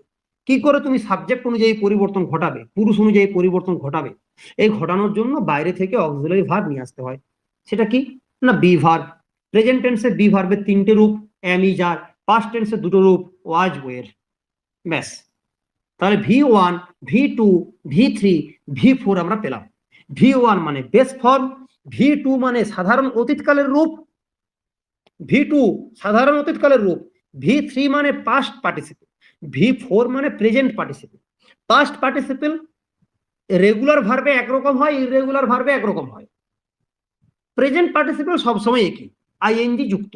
ক্রিয়াপদের সাথে আইএনজি যোগ করে দাও, প্রেজেন্ট পার্টিসিপল গঠিত হয়ে যাবে। মাথায় রাখতে পারছি কি আমরা, না পাস্ট পার্টিসিপল এবং প্রেজেন্ট পার্টিসিপল V3 এবং V4 আসলে সেন্টেন্সের মধ্যে নন ফাইনাইট এলিমেন্ট হিসেবে থাকে। কারণ সেন্টেন্সের পুরুষ বা কাল যাই হোক না কেন, V4 এর কোনো পরিবর্তন হয় না, তার চেহারা সবসময় এক থাকে, সেটা নন ফাইনাইট এলিমেন্ট। তাহলে কিভাবে সমাপিকা ক্রিয়ার অর্থটা প্রদান করবে? সে একা পারে না, তার জন্য একটা সাহায্যকারী ক্রিয়াপদকে নিয়ে আসতে হয়। দুটো মিলে সমাপিকা ক্রিয়ার অর্থটি দিতে পারে। বুঝে গেল? সো এইটুকু ক্লাস আজকের, এইটুকু ক্লাস। স্যার একটা কোশ্চেন ছিল। আমি নেক্সট দিন আমি কোনো নন ফাইনাইট ভার্ব পড়াবো না, পরের দিন আবার ভোকাবুলারি ক্লাস হবে। এইটুকু জায়গাকে গুলে খেতে হবে। বারবার রেকর্ডিং 10 বার শুনতে পারো, 10 বার শুনতে পারো, একটু মাথা খাটালে তখন বুঝতে পারবে। নেক্সট দিন ভোকাবসের ক্লাস হবে আমাদের, তারপর দিন অর্থাৎ আবার পরের বৃহস্পতিবার দিন আমি নন ফাইনাইট ভার্বের টাইপস গুলো নিয়ে ডিটেলসে আলোচনা করব। বলো হ্যালো, বলো বলছি- মহেশ, দাঁড়া মহেশ বলো, পূজা মহেশ বলো। বলছি যে স্যার ওয়াজ ওয়েটটা কি ভার্ব এগুলো? Auxiliary verb. Auxiliary verb. আচ্ছা, পাস্ট রূপ। হ্যাঁ, বি ভার্বের পাস্ট রূপ। আসল অক্সিলারি ভার্বটা হচ্ছে বি, আসল অক্সিলারি ভার্বটা বি, ঠিক আছে। এর পাস্ট টেন্সের রূপ হচ্ছে ওয়াজ ওয়েট, প্রেজেন্ট টেন্সের রূপ হচ্ছে অ্যাম, ইজ, আর। ওকে, আচ্ছা, এরা সাহায্যকারী একটা ক্রিয়াপদ। বলো জি। বলো মহেশ। এই যে ভিডিওগুলো রেকর্ডিং থাকছে, এগুলোর একটু নামগুলো লিখে দিলে ভালো হতো স্যার। এটা প্রশ্ন পদ, এটা সাজেশন। প্লিজ না, আচ্ছা। এটা কোশ্চেন নয়। হ্যাঁ, আমি নামগুলো লিখে দেবো আজকের ক্লাস থেকে, আমি নামগুলো লিখবো। আমি দুই একটার কথা লিখেওছি, আহ, আমি লিখে দেবো নাম, না আজকের থেকে এগুলো নাম লিখবো। ওকে, বলো পূজা বলো। হ্যাঁ বলছি, এক্ষেত্রে ডুটা কখন ব্যবহার হয়? পরে বলবো, টেন্স যখন পড়াবো তখন বলবো পূজা। এখন ওটা নিয়ে ঘাটাবো না, ডু ভার্ব নিয়ে আমরা পরে যখন টেন্স পড়াবো, সাধারণ বর্তমান সাধারণ অতীতকাল, তখন বুঝতে পারবে ডু কোথায় বসে। ওকে, এই কাজটাকে যদি কেউ বাংলার ছেলেমেয়েরা, ইতিহাস ছেলেমেয়েরা ঠোঁটস্থ করতে পারে, এই ক্লাসটাকে আমি বলছি, কারণ এর মধ্যে টুকরো টুকরো এমন কিছু কথা বলা আছে যে কথাগুলোর বিন্দু মাত্র আমি পুরোনো ব্যাচে বলিনি। যদি কেউ ওদের থেকে ক্লাস করছে তাহলে বুঝতে পারবে, ইতিলতা বোধহয় আছে, যার বিন্দু মাত্র কথা কিন্তু ওদের ব্যাচে বলিনি। যে কথাগুলো বলা দরকার ছিল সেগুলো পরে মনে হয়েছে তোমাদের কাছে অ্যাড করলাম। ভিডিও থাকলো, ক্লাস কিন্তু অবশ্যই রেকর্ডিং শুনবে, আমি বারবার বলছি রেকর্ডিং শুনবে, ঠিক আছে। তো অনেকটাই বুঝতে পারবে, কিছু জিনিস ভুলে যাবে, আবার শুনবে, আবার পড়বে, আশা করি অনেকটা ক্লিয়ার হবে, ঠিক আছে। এই নিয়ে ডিটেলসে আমরা আরো পড়াশোনা করবো, অনেক কিছু বাকি আছে, এগুলো কিছুই নয়। এখানে আমাকে বাধ্য হয়ে টেন্স ঢোকাতে হলো বিভিন্ন পরিবর্তন দেখানোর জন্য, তো সেগুলো একটু চেষ্টা করবে, তার জন্য আমি 1 সপ্তাহ সময় দিচ্ছি। মাঝের দিন আমি ভোকাবসের ক্লাস নেব। ত্রিদীপ কিছু বলবে? হ্যাঁ দাদা, বলছি কি যে প্রেজেন্ট পার্টিসিপেল সবসময় একই থাকে। আইএনজি যুক্ত, হ্যাঁ, ভার্বের শেষে আইএনজি। হ্যাঁ, পাস্ট পার্টিসিপেলটা একটু চেঞ্জ হয়। পাস্ট পার্টিসিপেলের রূপ দু রকম ভাবে হয়। রেগুলার ভার্বের ক্ষেত্রে হয় ডি বা ইডি যুক্ত, হ্যাঁ, অথবা আরেকটা তোমাকে মুখস্থ করতে হবে। দেখো মুখস্থ করতে হবে, আচ্ছা। এখানে যেমন করেছি সবগুলোই ইএন দিয়ে আছে, seen, broken, given, taken, eaten, সবার শেষে ইএন যুক্ত আছে। তার মানে এই নয় যে সবসময় ইএন যুক্ত থাকে, সেটা নাও হতে পারে, ঠিক আছে। সবসময় যে ইএন যুক্তই হবে সেটা নাও হতে পারে। ইররেগুলার ভার্ব আরো গাদা আছে, যাদের বিভিন্ন drink, drank, drunk, past participle কি হবে, ড্রাঙ্ক, DRUNK, তাই না? তো ওই রূপ পাল্টায়, কিন্তু সে ভার্বের রূপ আলটিমেটলি যাই হোক না কেন, ওই ভার্ব গুলোকে যখন তুমি সেন্টেন্সে প্রয়োগ করবে, তখন দেখবে সে যেরকম সবসময় সেরকমই থাকছে। সাবজেক্ট যাই হোক, কাল যাই হোক, তার আলটিমেটলি রূপ আর পাল্টাবে না, সিন সবসময় সিন থাকবে। সেই কারণেই সেটা নন ফাইনাইট এলিমেন্ট, ঠিক আছে। তাহলে আর একটা কথা বলছি দাদা, বলো। যে রাম ইজ এ গুড বয়, এই যে ওটা মেন ভার্ব, ওটা সমাপিকা ক্রিয়া, ওটা মেন ভার্ব, হওয়া অর্থে ওখানে মেন ভার্ব। ওটার সাথে তোমার ওই কন্টিনিউয়াস এর এম ইজ এর সম্পর্ক নেই। বি ভার্বের সম্পর্ক আছে। বি ভার্ব দুভাবে ব্যবহৃত হতে পারে। এক হওয়া অর্থে, মন দিয়ে শুনো, এক হওয়া অর্থে তখন সেটা মেন ভার্ব, আমি হই ভালো ছেলে। I am a good boy, ওর রূপ ওই রকমই, এম ইজ আর ওয়াজ ওয়ের, ওর রূপ ওটাই, am is are was were. He is a good boy, আমি ভালো ছেলে ছিলাম, আই ওয়াজ এ গুড বয়, ঠিক আছে, এটা হওয়া অর্থে মেন ভার্ব। কিন্তু আমি খেলছি, এখানে কি হওয়ার কোনো কথা আছে? কিছু নেই। খেলছি এই অর্থটা নিয়ে আসার জন্যই সাহায্যকারী ক্রিয়াপদ হিসেবে বি কে নিয়ে আসতে হচ্ছে। ওটার সাথে I am a good boy, he is a good বয়ের কোনো সম্পর্ক নেই। হি ইজ এ গুড বয় এটা সাধারণ বর্তমান কাল, আর হি ইজ প্লেইং এটা ঘটমান বর্তমান কাল। ঠিক আছে ত্রিদীপ? হ্যাঁ হ্যাঁ সে হয় ভালো ছেলে এটা সাধারণ বর্তমান কাল, সিম্পল প্রেজেন্ট টেন্স। এখানে এম ইজ আর ওয়াজ ওয়ের এগুলো কোনো কন্টিনিউয়াসের এম ইজ আর ওয়াজ ওয়ের নয়, এগুলো সাধারণের এম ইজ আর ওয়াজ ওয়ের। হওয়া অর্থে সে ভালো ছেলে ছিল, হি ওয়াজ এ গুড বয়, সাধারণ অতীতকাল, সে ভালো ছেলে ছিল, তাই না? কিন্তু সে খেলছিল, এখানেও ওয়াজ বসাবে, হি ওয়াজ প্লেইং। কিন্তু এই ওয়াজটা কেন বসছে? এ কি নিজে মেন ভার্ব না, এ শুধুমাত্র না, ওই final নন element। নন ফাইনাইট এলিমেন্ট একা হচ্ছে বেকার মমতা ব্যানার্জি, তো ও এ হচ্ছে প্রশান্ত কিশোর, ঠিক আছে? ও ঠুটো জগন্নাথ, তাহলে একটা প্রশান্ত কিশোরকে নিয়ে আসতে হচ্ছে, ব্যাস এটুকুই। বেশ নিলয়, একটু গুগল মিটটা কথা বলি, টিচমিন্ট সব দখল করে নিয়েছি। নিলয়,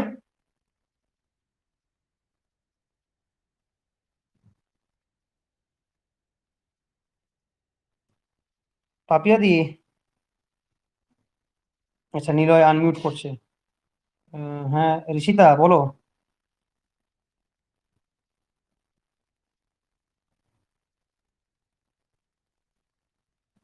শুনতে পাচ্ছি না ঋষিতা, শুনতে পাচ্ছি না ঋষিতা, কিছু কিছু শুনতে পাচ্ছি না। বাবারে বিশাল আওয়াজ আসছে। ও কি বললাম আর আর মনে নেই কি বলেছি, রেকর্ডিং দেখবে ঋষিতা, সত্যি সত্যি মনে নেই, নয়তো বলে দিতাম। তুমি বোধহয় বলছো লাস্টে কিছু একটা বললে। আইএনজি হয় সব সময় সেটা জিজ্ঞাসা করতে, সব সময় আইএনজি হয় প্রথমে সেটা জিজ্ঞাসা করতে। ও যখন আর জানি না কখন হয়। ঋষিতা, ঋষিতা এখন আর মনে মনে পড়ছে না। ঠিক আছে আমি বলে দেবো, ঠিক এ মৌসুমি ওর পার্টনার নাকি? মৌসুমি হ্যাঁ। তোমরা একসাথে বসে আছো দুজনে? না ও বোধহয় ওই গুগল মিটে আছে। হ্যাঁ ও তো গুগল মিটে আছে, আচ্ছা আচ্ছা হ্যাঁ হ্যাঁ ঠিক আছে আমি বলে দিচ্ছি ওকে। ঠিক আছে, আচ্ছা আচ্ছা ঠিক আছে, না মিউট করো। পাপিয়া দি,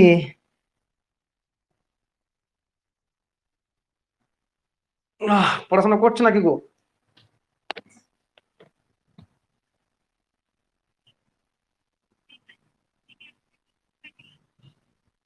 আচ্ছা যাই হোক, আমি আমি একটা শেষ কথা বলে শেষ করি, মিউট করে নাও, একটা শেষ কথা বলে শেষ করি।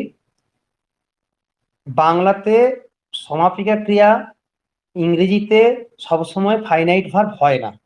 বাংলাতে সমাপিকা ক্রিয়া ইংরেজিতে সবসময় ফাইনাইট ভার্ব হয় না। বাংলার সমাপিকা ক্রিয়া কোনো সময় ইংরেজির ফাইনাইট ভার্ব হয়, কোনো সময় ইংরেজির নন ফাইনাইট প্লাস ফাইনাইট দুটো মিলে হয়। যেমন সাধারণ বর্তমান কাল, সাধারণ অতীতকাল, এখানে বাংলাতে যেটা সমাপিকা ক্রিয়া ইংরেজিতে সেটা ফাইনাইট ভার্ব। আই ইট আর আমি খাই, ইট আর খাই সমাপিকা ক্রিয়া। কেন কি? তার রূপ পাল্টাচ্ছে, he eats, Ram eats, you eat. আর অতীতকাল করে দাও, আই এট, হি এট, চেহারা পাল্টাচ্ছে বাংলাতেও ইংরেজিতেও। আমি খেলাম, তুমি খেলে, সে খেলো, তাই না? এদের চেহারা সাধারণ বর্তমান সাধারণ অতীতে মূল ক্রিয়াপদের রূপ পাল্টালেই আমার কাজ মিটে যায়, তাহলে সমাপিকা ক্রিয়া, তবেই তার রূপ পাল্টাতে পারছি। কিন্তু পুরা ঘটিত এবং ঘটমান, পারফেক্ট এবং কন্টিনিউয়াস, এই জায়গাতে গিয়ে পর শুধুমাত্র ফাইনাইটের চেহারা পাল্টে, মানে সরি, শুধুমাত্র মেন ক্রিয়াপদ যেটা মূল ভার্ব, যেটা মূল ক্রিয়াপদ বা মেন ভার্ব, যেটা উল্টো বলছিলাম, মূল ক্রিয়াপদ বা মেন ভার্ব যেটা, যেমন ধরো খেলছি, এর তো মূল ক্রিয়াপদ প্লে, তার চেহারা পাল্টে কাজ করা যায় না, তার চেহারা পাল্টে কাজ করা যায় না। তুমি শুধু প্লেইং দিয়ে কাজ চালাতে পারবে না, সেই কারণে আমাকে আর একটা এলিমেন্ট নিয়ে আসতে হয়, সেটাই হচ্ছে ফাইনাইট এলিমেন্ট, কারণ তার চেহারা পাল্টাচ্ছি। আই এর পর এম বসাচ্ছি, হি এর পর ইজ বসাচ্ছি, আবার আই এর পর ওয়াজ বসাচ্ছি, হি এর পর ওয়াজ বসাচ্ছি। এই এম ইজ আর ওয়াজ এর চেহারা এর পাল্টাচ্ছে, প্লেইং এর কোনো সময় পাল্টাচ্ছে না। তাহলে এটি মন্ত্র, বাংলায় সমাপিকা ক্রিয়া ইংরেজিতে সবসময় হুবহু ফাইনাইট ভার্ব হয় না, করা যায় না। যেখানে যেখানে হয় না সেখানে সেখানে সমাপিকা অংশ হিসেবে একটা অক্সিলারি ভার্বকে নিয়ে আসতে হয়, এটুকু মাথায় রাখতে হবে। এটা বেসিক ডিফারেন্স। এই জায়গাটা বাংলা ছেলেমেয়েরা বুঝে গেলে ইংরেজিতে কেন করছি, কোথায় করছি, সব ডিটেলসে ক্লিয়ার হয়। আমার রিকোয়েস্ট থাকবে প্রত্যেককে অ্যাটলিস্ট এই রেকর্ডিংটা শুনতে যতই খারাপ লাগুক 2-3 বার শোনো। 1 সপ্তাহ সময় পাচ্ছ, 2-3 বার শোনো, ঠিক আছে? চলো।